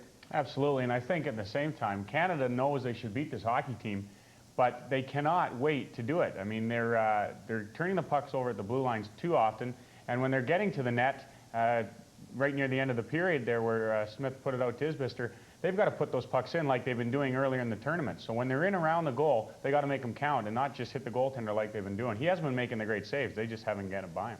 Wayne Hines scored the goal in the first period, and in the second period he scored again, and that is our play of the period. Hines was born in Montreal, spent much of his hockey career overseas in Europe, catches a bit of a break here as Brathwaite clears it off. Wade Redden it in as his tough spring continues. Play of the Period is brought to you by the Aruba Tourism Authority. Visit them at www.aruba.com. We're going to take a break here on The Score and be back with our second intermission report. Canada trailing by a score of 2-0 to Germany. Canada has given up 6 goals in the tournament, but they'll have to score some in this one if they want to battle back. Welcome back to the Molson World Hockey Championship on The Score. Only one goal in that period, and it was Wayne Hines, born in Montreal, scored his second of the game, second of the tournament, and that came at the 3:42 mark. Shots on goal in the hockey game. Canada 11 in that period, but only 20 so far, and we've seen them run up the shots on goal total. The Germans had 7 in the period and 16 so far in the hockey game.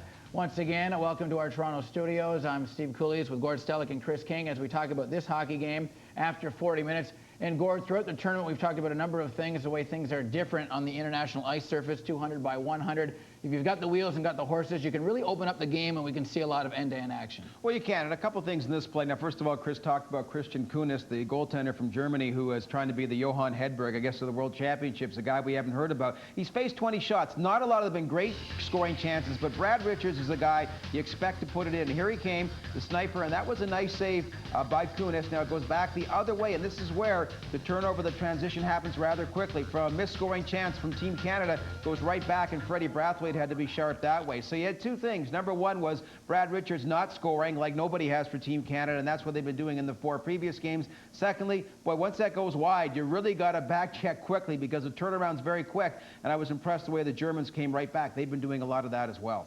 Like in the Stanley Cup playoffs, specialty teams very important at the World Championship level as well. And going into this hockey game, Chris, Canada's power play was executing at a 27% clip. They had scored 6 power play goals, and we saw them score, as you mentioned yesterday, in the Switzerland game. Short-handed, they were getting some opportunities as well. So penalties for both teams, obviously another key in this one. Well, at the top of the show, we talked a lot about discipline, and Canada have to be very disciplined with the fact that the German fans would be a big part of swaying the referee's decision on certain calls.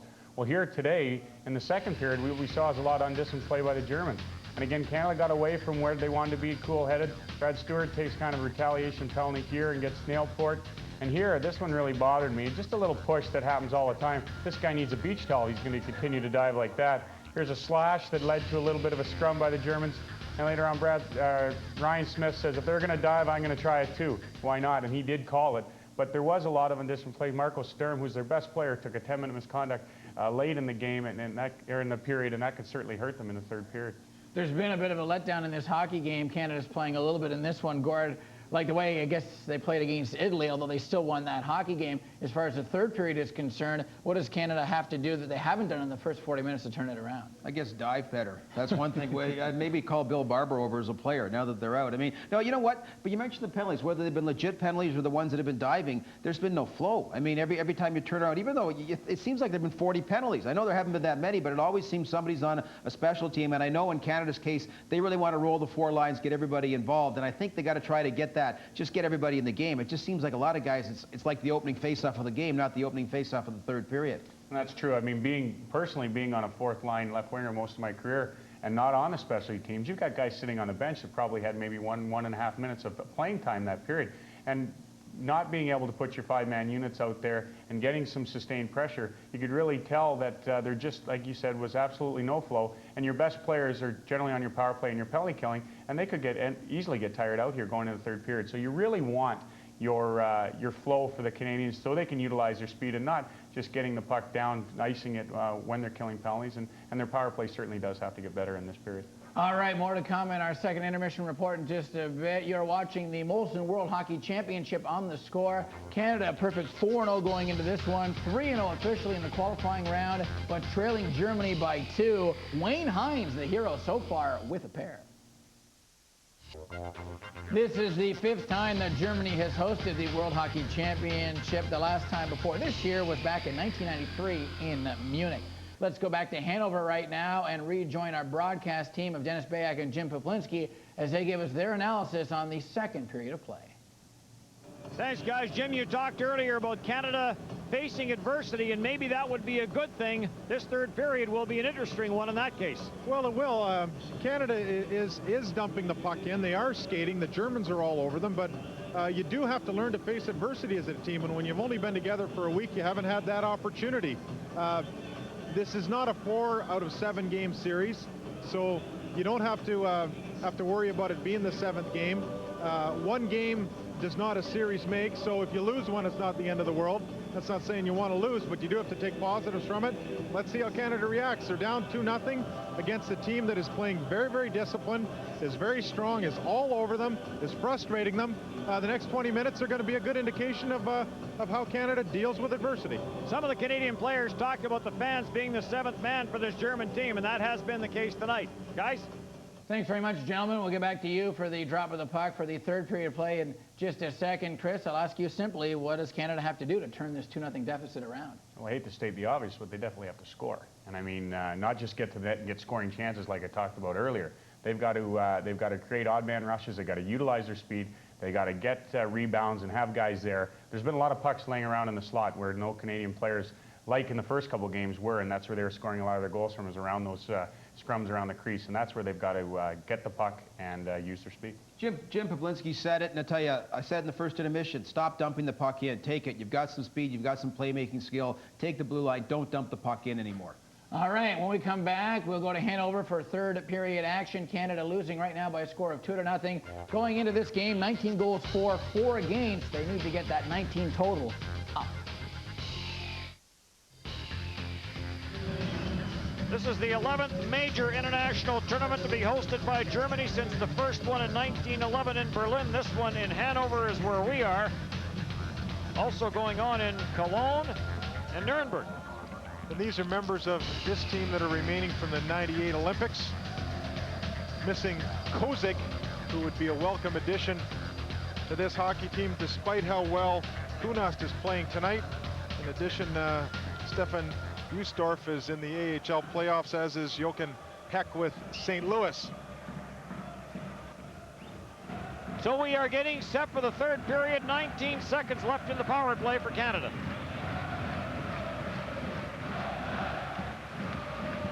(2-0). Wayne Hines has both goals. Jan Benda has the puck.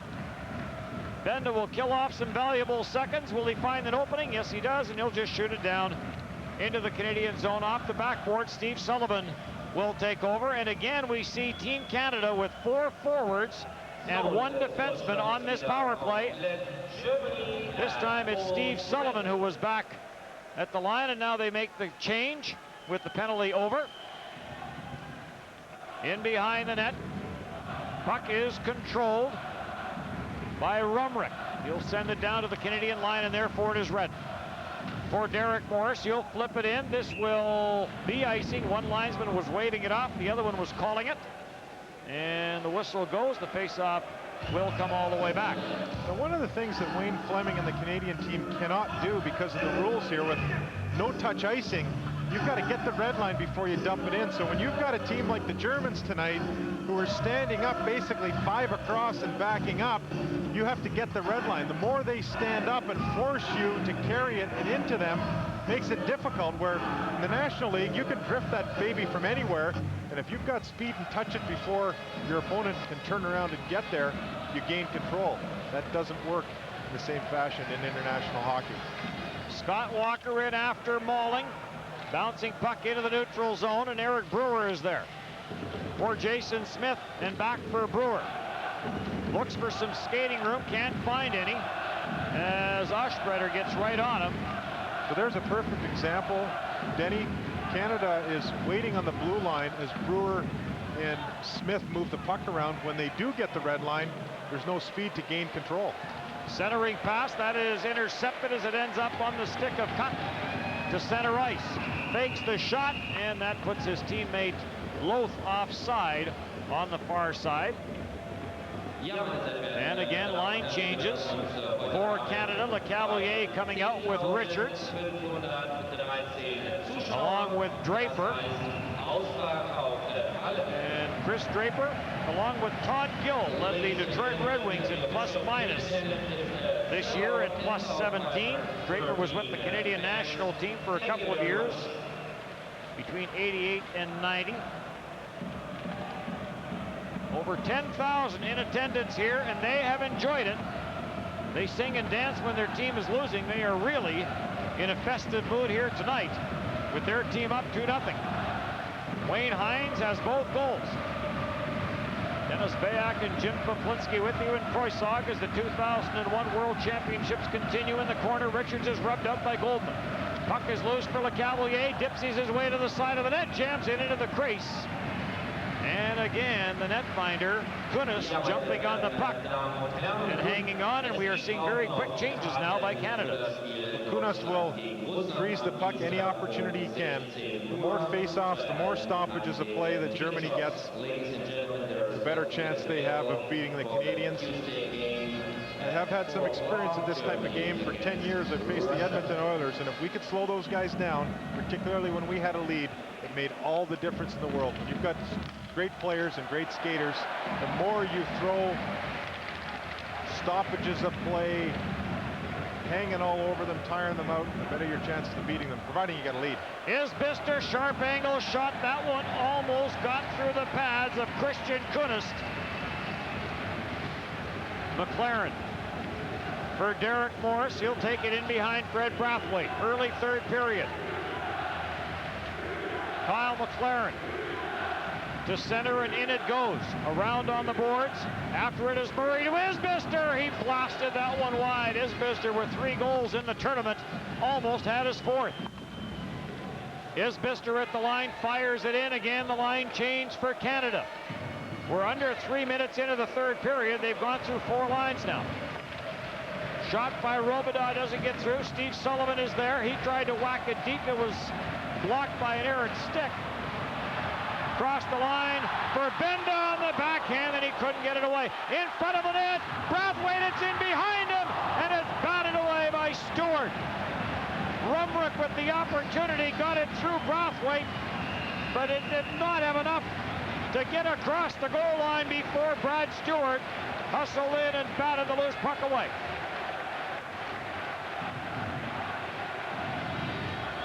Benda with a nice job here. He couldn't control the puck. Has the presence of mind to fire it across in a perfect pass. Back, Brathwaite's got to make a great save, and this is where I think Stewart whacked that puck. It was rolling on its way to the net. Whether it had enough gas or not, didn't want to find out. Cotton in for Sacchio, the shot that's blocked by Jason Smith, and that hurt. Some pressure now by the German team, and here comes Eric Brewer. up for Jeff Friesen. He got knocked down at the line. And Germany continues to be right in the face of the Canadian players every time they get the puck. Jason Smith, big hit on the far side. The puck comes loose, and Eric Brewer will carry it to the line and in with Marleau, and back to Brewer. Around the net, sends it in front, and it went through the skates of Patrick Marleau. Across the line for Sacchio. Brewer. Jason Smith knocked his man down. There's a shot that doesn't get to the net. Kreutzer has it in the corner. Daffner goes to the front of the net. It's behind the net for Sacchio. Now for Daffner. He'll let it go to Kreutzer. Back to Daffner. Back for Sacchio. To the line it comes. There's a shot in front that's batted by Sacchio, but he didn't get enough on it, as the shot from the line came from Smazel. Jason Smith will carry it back. To the line and in. LeCavalier with some speed on the left side in ahead of the play. You're watching Molson World Championship Hockey on The Score.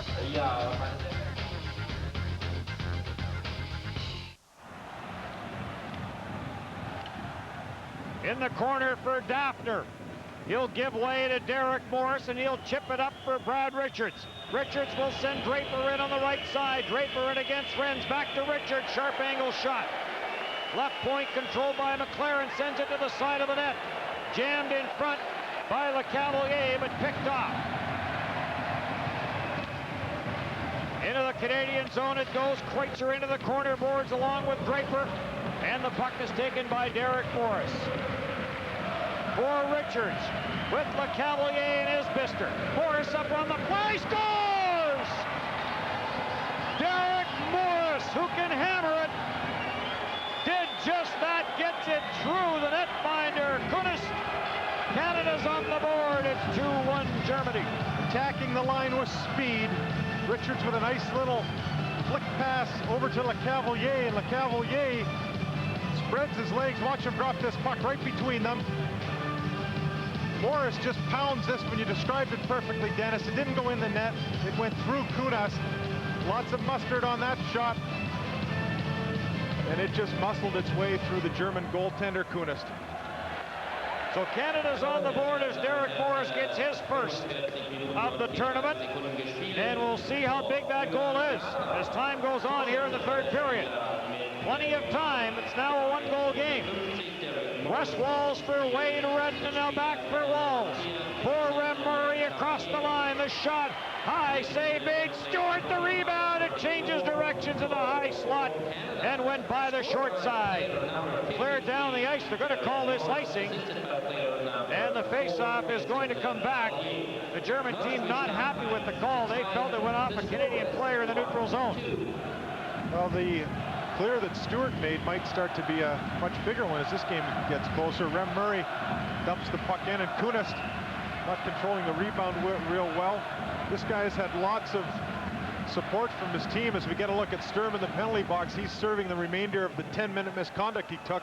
I wonder if Hans Zach would like to have his services now. Sturm of the San Jose Sharks, good skater, very good penalty killer. 2 shorthanded goals in 98-99, 4 the following year, and 3 this past year for the San Jose Sharks. Canada pouring in. Sullivan in the corner. He gets tied up in the corner by Smazel. Will they get a whistle? No, they don't. Puck comes loose into the crease area, and it's cleared quickly and grabbed off and taken to center ice and cleared in by Hines. Loth goes after it. He gets rubbed out in behind the net by Brewer. Now Loth goes down trying to draw a penalty. Crowd wanted a call. Referee said no, and here comes Jason Smith. Up to Ryan Smith. Now to Steve Sullivan. In across the line. In on Goldman. Sullivan around Goldman. Around the net. And now Sullivan gets taken down. No call there either.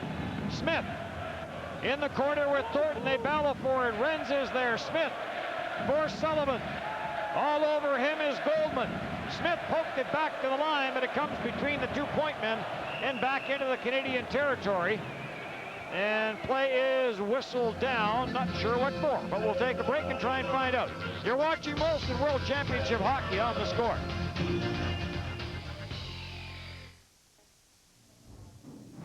Third period action, Buffalo trailing 2-1 against Pittsburgh. Follow the bouncing puck, it slides in, game tied at 2, and they're going to overtime in game 5.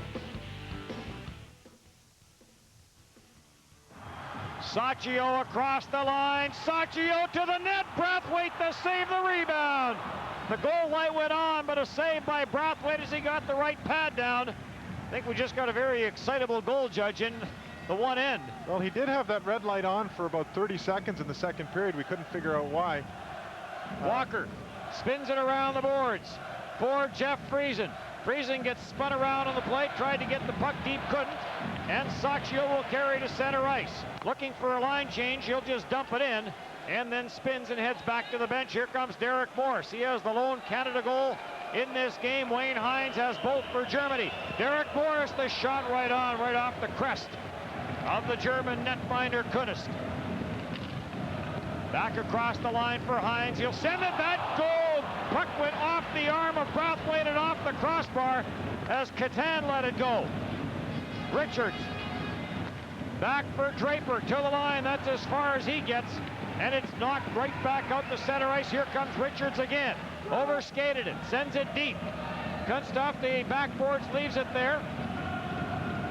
For Smazel, out to center ice, but no further, and Eric Brewer is there. To LeCavalier, around Goldman. Goldman slows him up. LeCavalier behind the net. Went for the body check. Couldn't pick up the puck cleanly, though. Abstrater, out to center ice for Kreitzer. Kreitzer and Abstrater crisscross at the line, and offside is called, as we have a collision with the linesman as well, and that's the reason for that last whistle that we were wondering about. The linesman lost his helmet. Here's a look at what you described a few seconds ago. Brathwaite with his glove and his blocker up. And this is how close it was to being 3-1 Germany. Every once in a while that puck can take a few different flutters, and it did on Freddie there. And almost made it back to a 2-goal game. Next up for Canada, Czechoslovakia Tuesday, 8 o'clock here in Hanover. Sullivan cutting it around the defenseman. Canada's scheduled to have a full day off tomorrow, so regardless of the outcome of this hockey game, they will get a chance to rest. Nothing to save it for, as they say. Daffner got dumped just outside the line by Ryan Smith. No call from the referee. And offside now called. Ryan Smith sticking his right leg out. He was lucky he got away with that one, not only from a penalty perspective, but when you extend your leg like that, you get that whack the wrong way and you can get injured just as easily as the guy receiving the check. Ladies and gentlemen, the ticket counter. Ryan Smith on November 14th scored all 3 goals in a 3-0 win over St. Louis. He is the first NHL player to do it twice. 11 others have done it once. Derek Morris' shot on the short side. That goes wide. At the left point, Kyle McLaren sends it in for Wes Walls and now to Isbister. Isbister fights his way to the net. They score! Brad Isbister, using his size and his strength, gets his 4th of the tournament. We're tied at 2. Wayne Fleming's a little bit happier, as is Lanny McDonald, who's 30 feet behind us. Rem Murray gives Isbister the full Bister on the melon. Take a look at how he drives to the net here. You know, you've seen LeCavalier and Thornton doing that this period, going wide and keeping the feet moving. We talked about Isbister earlier keeping his feet moving, and he does here with a great drive to the net. Kunist not perfect on this play. He didn't do a bunch to help the defenseman that was trying to stop Isbister from coming in, as you see it sneak through. When you've got the size and the skating ability and you keep the feet moving, well, you can do a lot of damage. The guy that I thought was best at that in all the years that I've watched hockey is Glenn Anderson. He would get behind the goal line and find a way to come to the front and have the same result that Isbister just did there. 2-2 hockey game. The best shooting percentage of this tournament belongs to Brad Isbister. He had 3 goals on 8 shots coming into this game. He gets his 4th goal of the tournament, and a big goal as Canada has come back from a 2-0 deficit to tie this game at 2. And they're in looking for more. Ryan Smith for Derek Morris, and an arm save by Kunist. Back into the corner, Sullivan sends it deep. Ryan Smith takes the pass from Thornton. They try to work it loose off the corner boards. Germany hanging on right now. Loth finally digs it free as Thornton got taken into the corner boards on what could have been a checking from behind penalty. Here comes Eric Brewer. He'll chip it off the glass and in. Smazel for Germany. In on him quickly is Friesen. Friesen lays the shoulder into Smazel. That brings about a stoppage in play. You are watching Molson World Championship Hockey on The Score.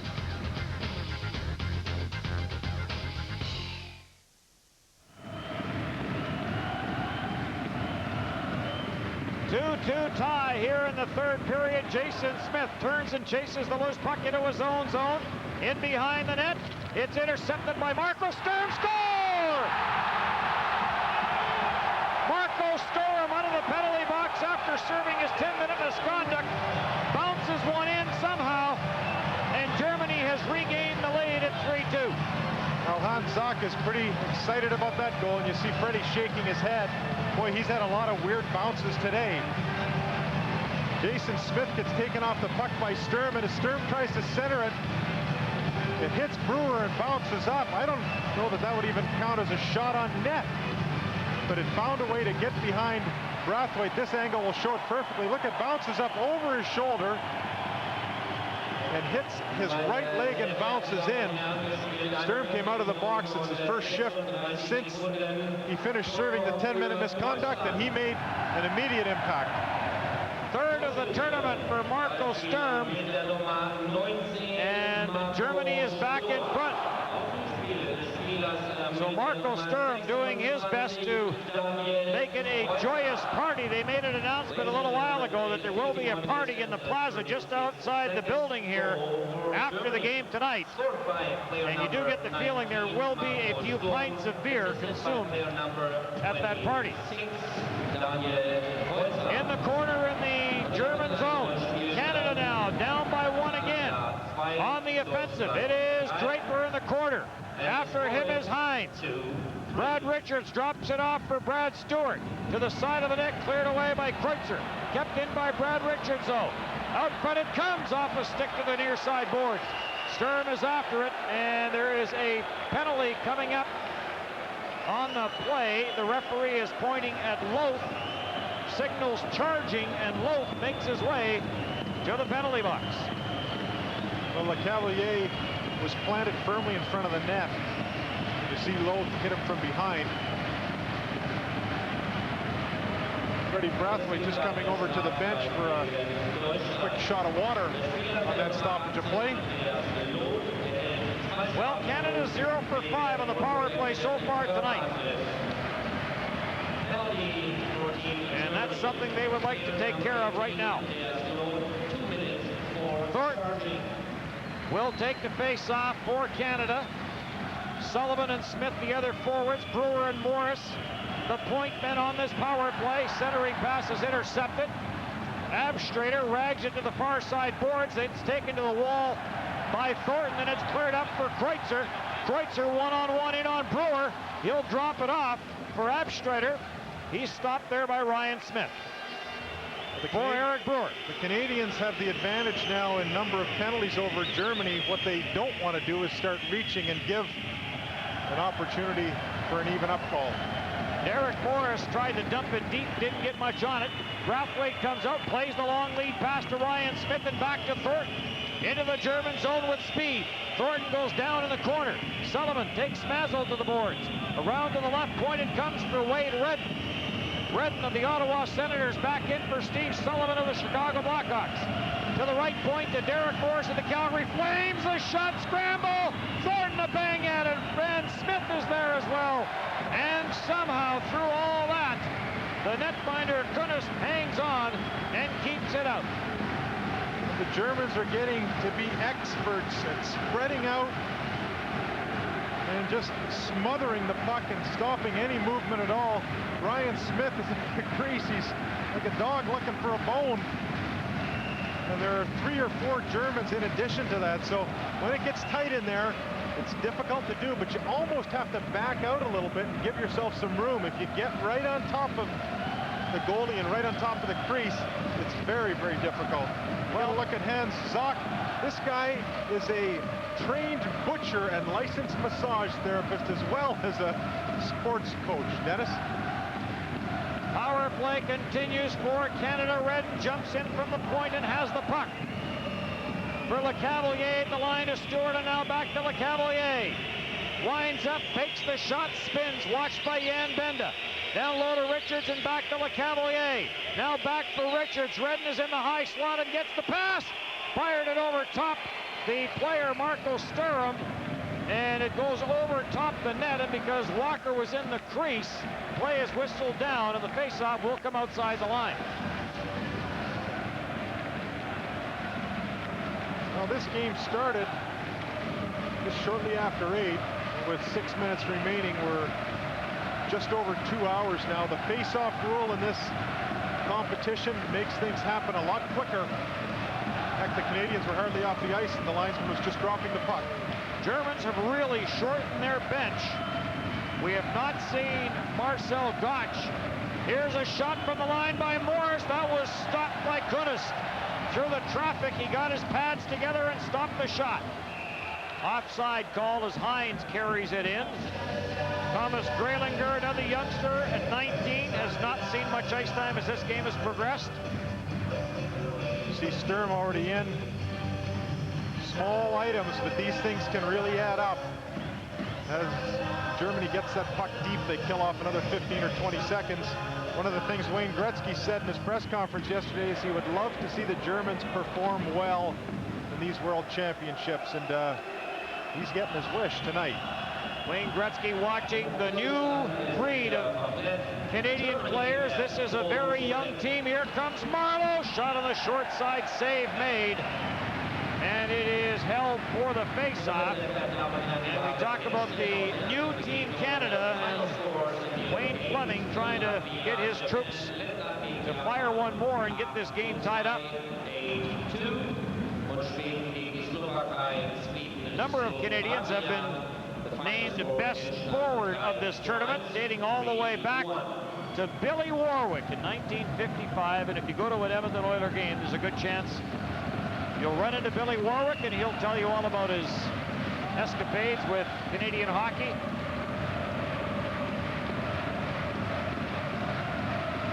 Face-off is in the German zone.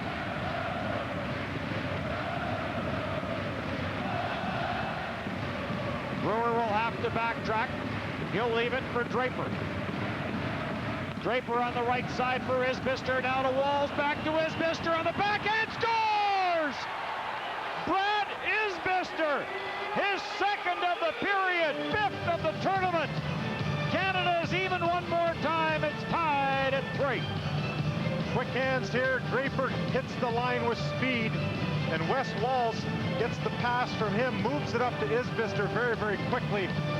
Look at Walls here. He's got the puck just for a split second and dumps it up. And Isbister, the right shot coming in, goes to his backhand this time. What a beauty. You're watching Molson World Championship Hockey on The Score.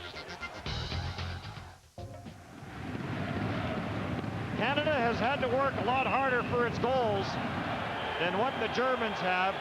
The first goal by Hines on the power play was a clean one, but after that, Hines banked one in off the arm of Wade Redden.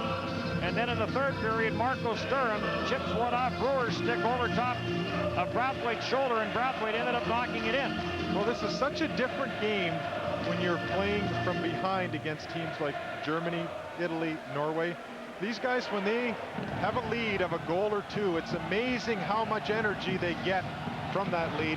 And we've seen that with the Germans. They've been absolutely outstanding for 55 minutes now because they got a lead in the first period. They have played very, very well. You bet. Derek Morris. We talked about the adversity that Canada will face coming into this third period, down 2-0. Well, they bounced back pretty well. Here comes LeCavalier. It's on the crease area, almost to the goal line, and batted away as LeCavalier almost chipped one in. Morris for Redden. For Walker, cross ice looking for Rem Murray. That failed to collect. Stewart Canada will try it one more time.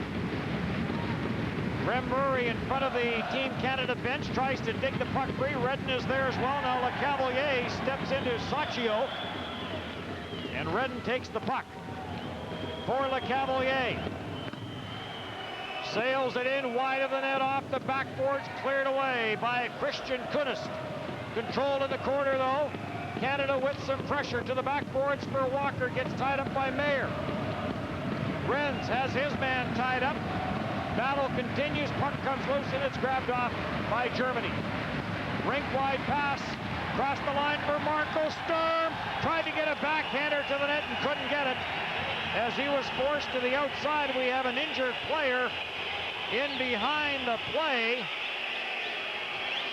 And well, I think I saw what happened. Defenseman Renz.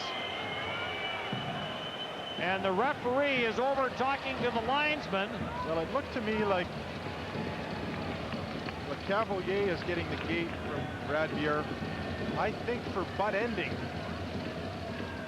the German player Andreas Renz. Now, I can't lip read Swedish. The door to the penalty box door, or the door to the Canadian penalty box is open. There is nothing up on the board yet. 3-3 tie. We have played 16:52 in the third period.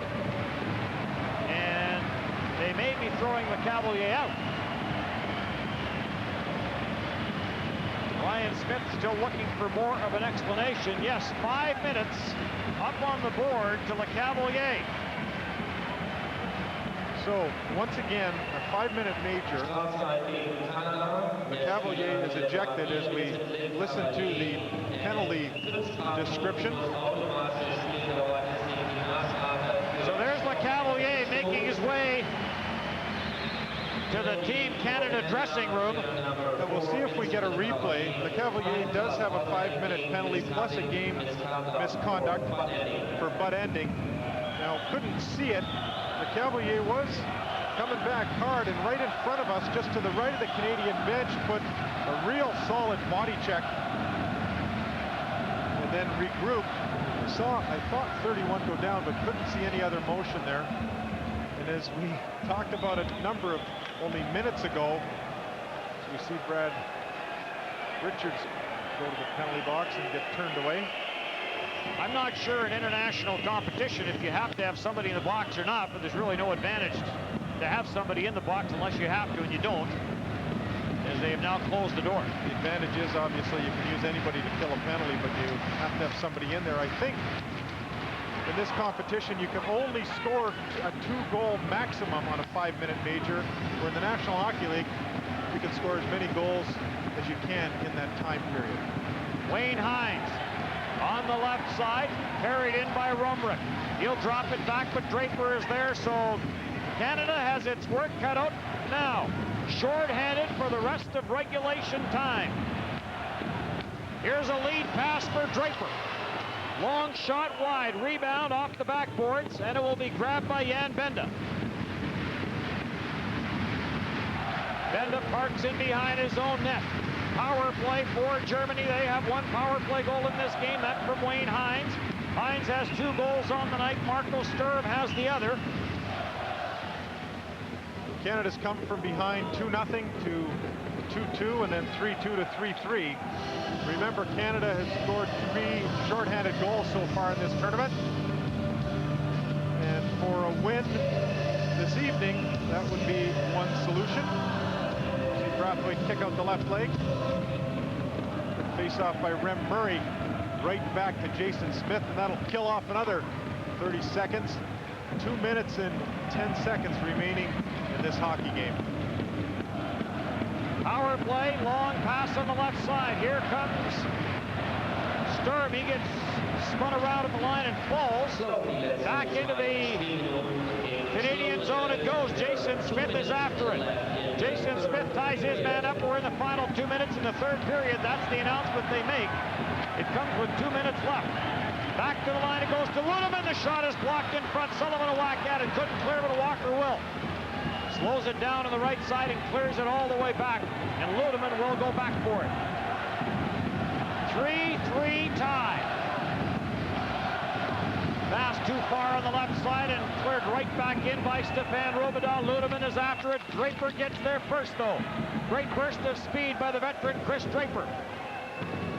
Ties it up in the corner. Kills off valuable time. Germany decides to make a change, and here comes Jan Benda.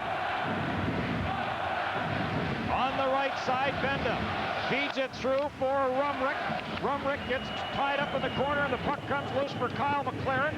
Kyle McLaren will take his time and then rips it off the far side glass and all the way down the ice just the way you're supposed to. Good old-fashioned wrist shot. Only 50 seconds left. Wall steals. Oh, he had Jason Smith coming in on the right side, but the pass was tipped outside the line, so Smith had to retreat. Depending on what the referee Radbier saw on that penalty, this will go under review, and he will have the option of writing it up so as to have LeCavalier miss a game or perhaps not miss a game. So there will be some moments before Canada knows about the effect that it's going to have on LeCavalier. There's a shot from a sharp angle. Brathwaite makes the save. Jason Smith with the puck. Under 15 seconds to go. Canada doing a tremendous job on the kill so far. Marco Sturm's pass is picked off by Rem Murray. Rem Murray will send it in, and this one is going to end in a 3-3 tie. And Jim, probably one of those games, now we've got a little bit of pushing and shoving, where both teams will come away happy with the final result. Well, for sure Germany will. I don't know that Canada will be particularly happy with the result, other than that they managed to face some adversity and come back from a 2-0 deficit. And 3-2. And then 3-2. And to kill off a 5-minute major as well. So some good signs there, but Canada was a little bit disjointed throughout parts of this game. However, Germany, with a perfectly played script, boy, they got everything they could out of their hockey team and got a huge point, and the crowd just loved it. So Canada remains undefeated as far as the tournament is concerned. They are 4-0-1. Now as far as 5-0-1, but as far as this round is concerned, they are 4-0 or 3-0-1 because they eliminate the games against the two teams that did not make the next round. So the 3-3 is your final as we send it back to Steve Kouleas. Thank you very much, guys. That's right. Canada still undefeated so far at the 2001 Molson World Hockey Championship. They went into the third period needing to score 3 goals to pick up a win. They scored 3, but they at least picked up the tie. Well, you heard Dennis and Jim talking about whether both teams are happy or not. I mean, I think in Team Canada's case, you have to be disappointed by the effort. I thought they were doing a lot of things on the sluggish side the first 40 minutes, but then you have to be happy about the third period. Anytime you score 3 goals in the third period, come back from a 2-goal deficit, then you end on a positive note, and I would think this point guarantees, as far as a housekeeping matter, guarantees they get to the quarterfinals. Well, that's true, but I think what they really have to worry about is just what's going to happen with Vincent LeCavalier here. I didn't get a chance to see the replay. I don't think anybody did, but a butt-ending penalty could warrant a suspension, and this is a player that played very well later, all tournament, and again, setting up that first goal in the third period. This is a guy you do not want out of your lineup. Yeah, and as far as that butt-ending penalty is concerned, because the referee didn't actually see it, he used his linesman to converse about the penalty, and there's no video. You would hope it would be like the Wade Redden situation where, like Redden against Russia, was not suspended for that hockey game. Final score in our game today, 3-3. The final score as Canada battles back with 3 in the third to pick up the tie. As we continue here with the post-game show on The Score. When we come back, we'll analyze this game and talk about Canada's next game versus the Czechs. Welcome back to the Molson World Hockey Championship. Big game for Canada, especially in that third period to battle back and pick up the point in this hockey game. Canada has qualified for the quarterfinal round, but what is important now is the seeding. The better you finish in this round, the worse team that you end up playing. So if you want to avoid a Canada or Czech matchup, you want to finish with as many points as you possibly can. Welcome back to the post-game show, everybody. I'm Steve Kouleas with Gord Stellick and Chris King as we analyze this hockey game here today. And when you look at this hockey game, Gordon, we look at international hockey, Everybody talks about the ice surface 200 by 100, and it does change the game, doesn't it? Well, it does. And I'll tell you, one thing I was really surprised about Team Canada was the fact that they're a team that has a lot of speed, the puck handling, they've been driving the nets, and all of a sudden the first 40 minutes, these aren't particularly exciting plays we're talking about, but it was really indicative of the way Team Canada played the first 40 minutes. They're trying to play the dump and chase game. And you saw the dump and chase game that I don't like it, the style, first of all. And when you're missing, here's Wade Redden, this will be a missed pass, you get an icing. That's number one. It just showed the crispiness coming out of their own zone wasn't there. It goes back. A few minutes later, it's Derek Morris now. Same type of thing, trying a pass, misses again as well, goes back despite Steve Sullivan's speed. It's an automatic whistle and heads back that way. And I thought that this is something that Team Canada got into. It was a game they didn't come out with the same kind of zip, the same kind of puck handling skills going at the net the first 40 minutes. However, in the third period, when they were down, they reverted back to their old style, much more effective style, and resulted in the first goal of the game. All of a sudden, you see the difference. Use your speed, take the blue line, come back. Nice drop pass, the defense moving in. Here's Derek Morris's goal. They've done that so well the first 4 games. And wouldn't you know, right after the next puck drop, here we are. It's not a goal this time, but the same thing. You see a fourth guy jumping into the play, the trailer, and you see a chance. You see a forward right in front of the German goaltender.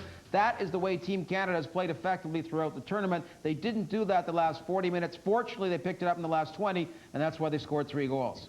That was a nice little sequence. You're busy over there in Hockey Central getting that stuff. Yes. And you can edit too. You can add that to your resume. Portfolio. Yeah, there we go. Okay, let's talk about in this third period, anytime you really need a game to turn around like Canada had in the third period, you need somebody to step it up. And without a question, number 15, Chris, for Canada, came to the forefront in that last 20 minutes. Well, he did. And Brad Isbister of the New York Islanders, he had a couple real good chances late in the second period that he did miss. But here in the third, he used his speed. He gets his legs out. He fends off the defenseman. He's got a real long reach, and he goes in net hard. And here's a big goal for Canada. And just a little bit later, same kind of thing. He comes down the side. He's going the net hard. He uses his long reach and puts it by the goaltender just inside the post, and allows Canada to get the point here today. And that's what they need somebody to step up. Obviously, we talked about guys having to pick up the slack when Pekka goes. We didn't hear a lot today from some of the key players and the goal scorers, and a guy like Brad Isbister was called upon. He did a great job. Yeah, Brad Isbister with 5 goals in the tournament now for Canada to lead the team. And last year, in 9 games, he scored 4, so he likes the big ice, and he's getting advantage of the big ice surface there overseas. As far as Team Canada is concerned, when they looked at the schedule in the second round, guys, they thought they were going to get 2 games that they were going to win easily and then really get geared up for the Czech Republic game. That was a game we kind of looked ahead to yesterday when we finished up with Switzerland. Do you think Canada was guilty of that today? Well, we weren't alone. And, you know, I know last night a lot of the relatives and friends and parents came in and they had a reception. I'm just saying, you know, it was kind of a party atmosphere, I believe. Same with the Germans, though. They had a bad effort last night. You thought they would be tired. Instead, they bounced back with some zip. But I think the most important lesson is going to teach Team Canada, 1 bad game and you're gone. It's not a best 4 out of 7. So this is a good lesson that happens now rather when it's sudden death and you lose to a Germany, say, in the quarterfinals. I agree, Gordon. And the fact that Canada didn't play their best game and the fact that they just didn't do the simple little things well was a big reason why they didn't win this game today. But you got to give them a lot of credit for battling back. Like I said, they did get some key efforts from some key guys, but you got to give the Germans a lot of credit. They played hard.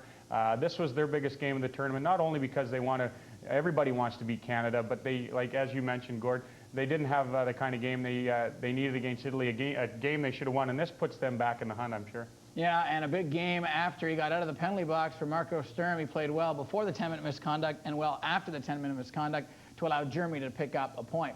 All right, lots more to come here on the post-game show. Canada and Germany playing to a 3-3 tie. A big third period for the Canucks. We'll talk more about that in a bit. Canada and Germany playing to a 3-3 tie. Canada has still not lost a game at the 2001 Molson World Hockey Championship. Time now for the play of the game, and without a doubt, as far as Canada is concerned, it came in the third period because Canada scored 3 times to pick up a point. Draper on the right side for Isbister. Now to Walls. Back to Isbister on the backhand. Scores! Brad Isbister. His second of the period. 5th of the tournament. Canada is even one more time. The play of the game is brought to you by Molson. What beer's all about. Time now to take a look at the summary of this hockey game. Only 1 goal in the first period, and that came thanks to Wayne Hines, his first of the tournament. Born in Montreal, played his hockey overseas. That came on the power play at 13-11, 1-0 Germany. Shots on goal, even Steven after 20 minutes.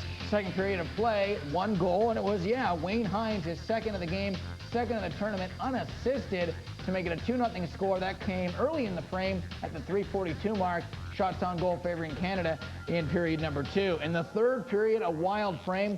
First of all, Derek Morris scored his first of the tournament from Vincent Lecavalier at 5:34, and Canada was on the board for Lecavalier, his 4th point of the tournament. Then Brad Isbister tied the score 2-2 at the 10:01 mark. Rem Murray was played just great for Canada at this event, and Wes Walz picking up helpers.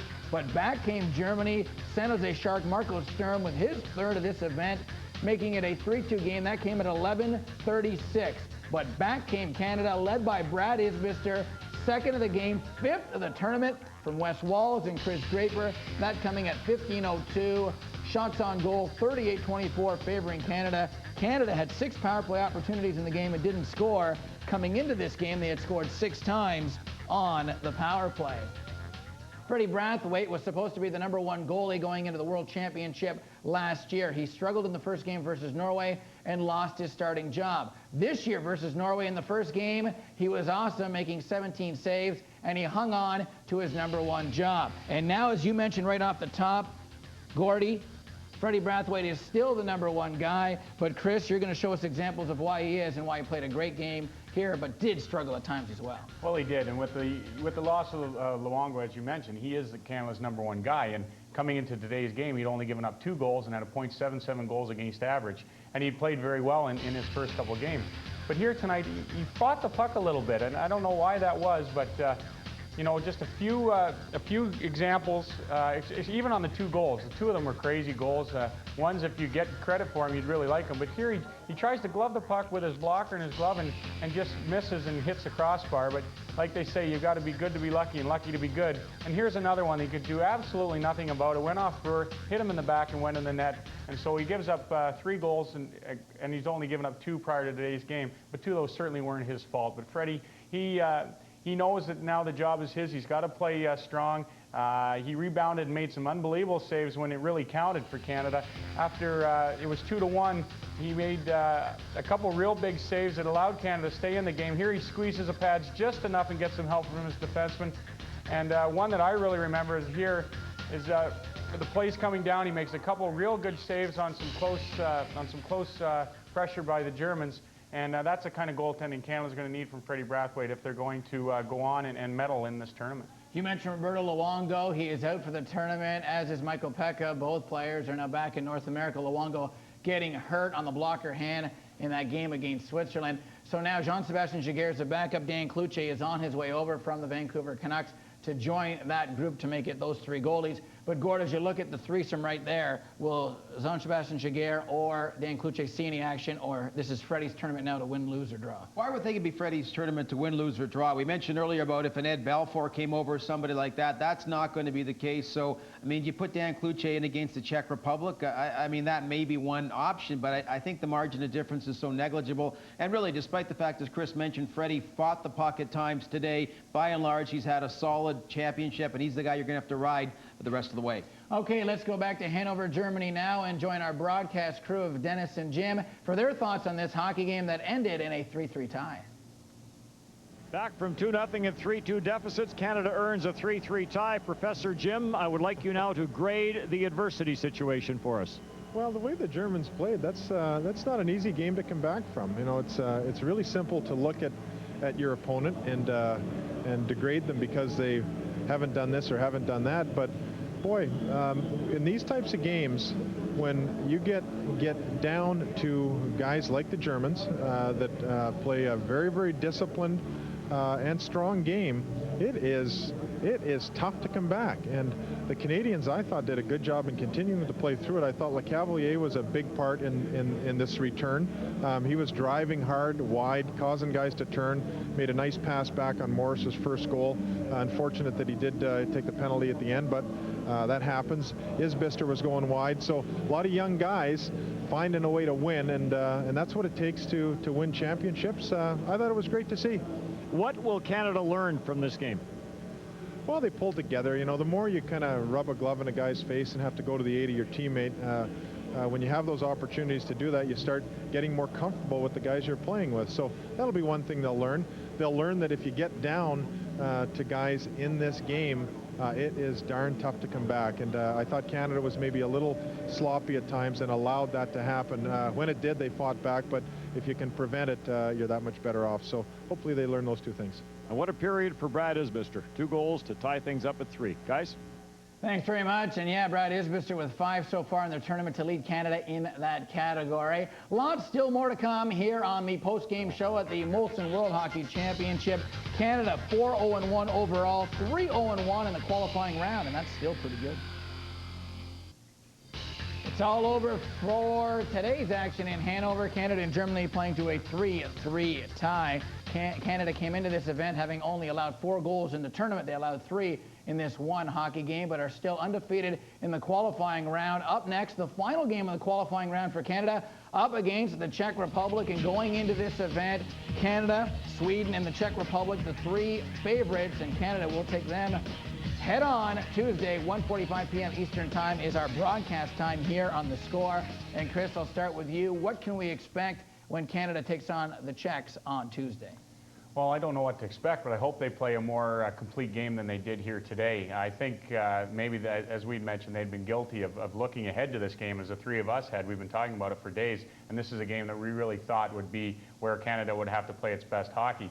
So I expect a full team effort and just a lot better effort, obviously, from everybody on that team. Well, the defending gold medal champions, even though they don't have Dominik Hasek, I think one thing Wayne Fleming's going to do is start solidifying the lines. We saw against Russia, he tried all kinds of different line combinations. Today he did a little bit of that. That's great to see who works, but you know what? It's the tournament after that. It's sudden death. You got to have your line and stick with it against the Czech Republic. Yeah, because after this, the Czech game, it's sudden death from here on in, and you lose, and it is over. All right, we'll wrap things up when we come back right here on the Molson World Hockey Championship. Canada and Germany playing to a 3-3 tie. Brad Isbister with 2, Derek Morris with 1 in that third period, as Canada showed a lot of guts and effort battling back.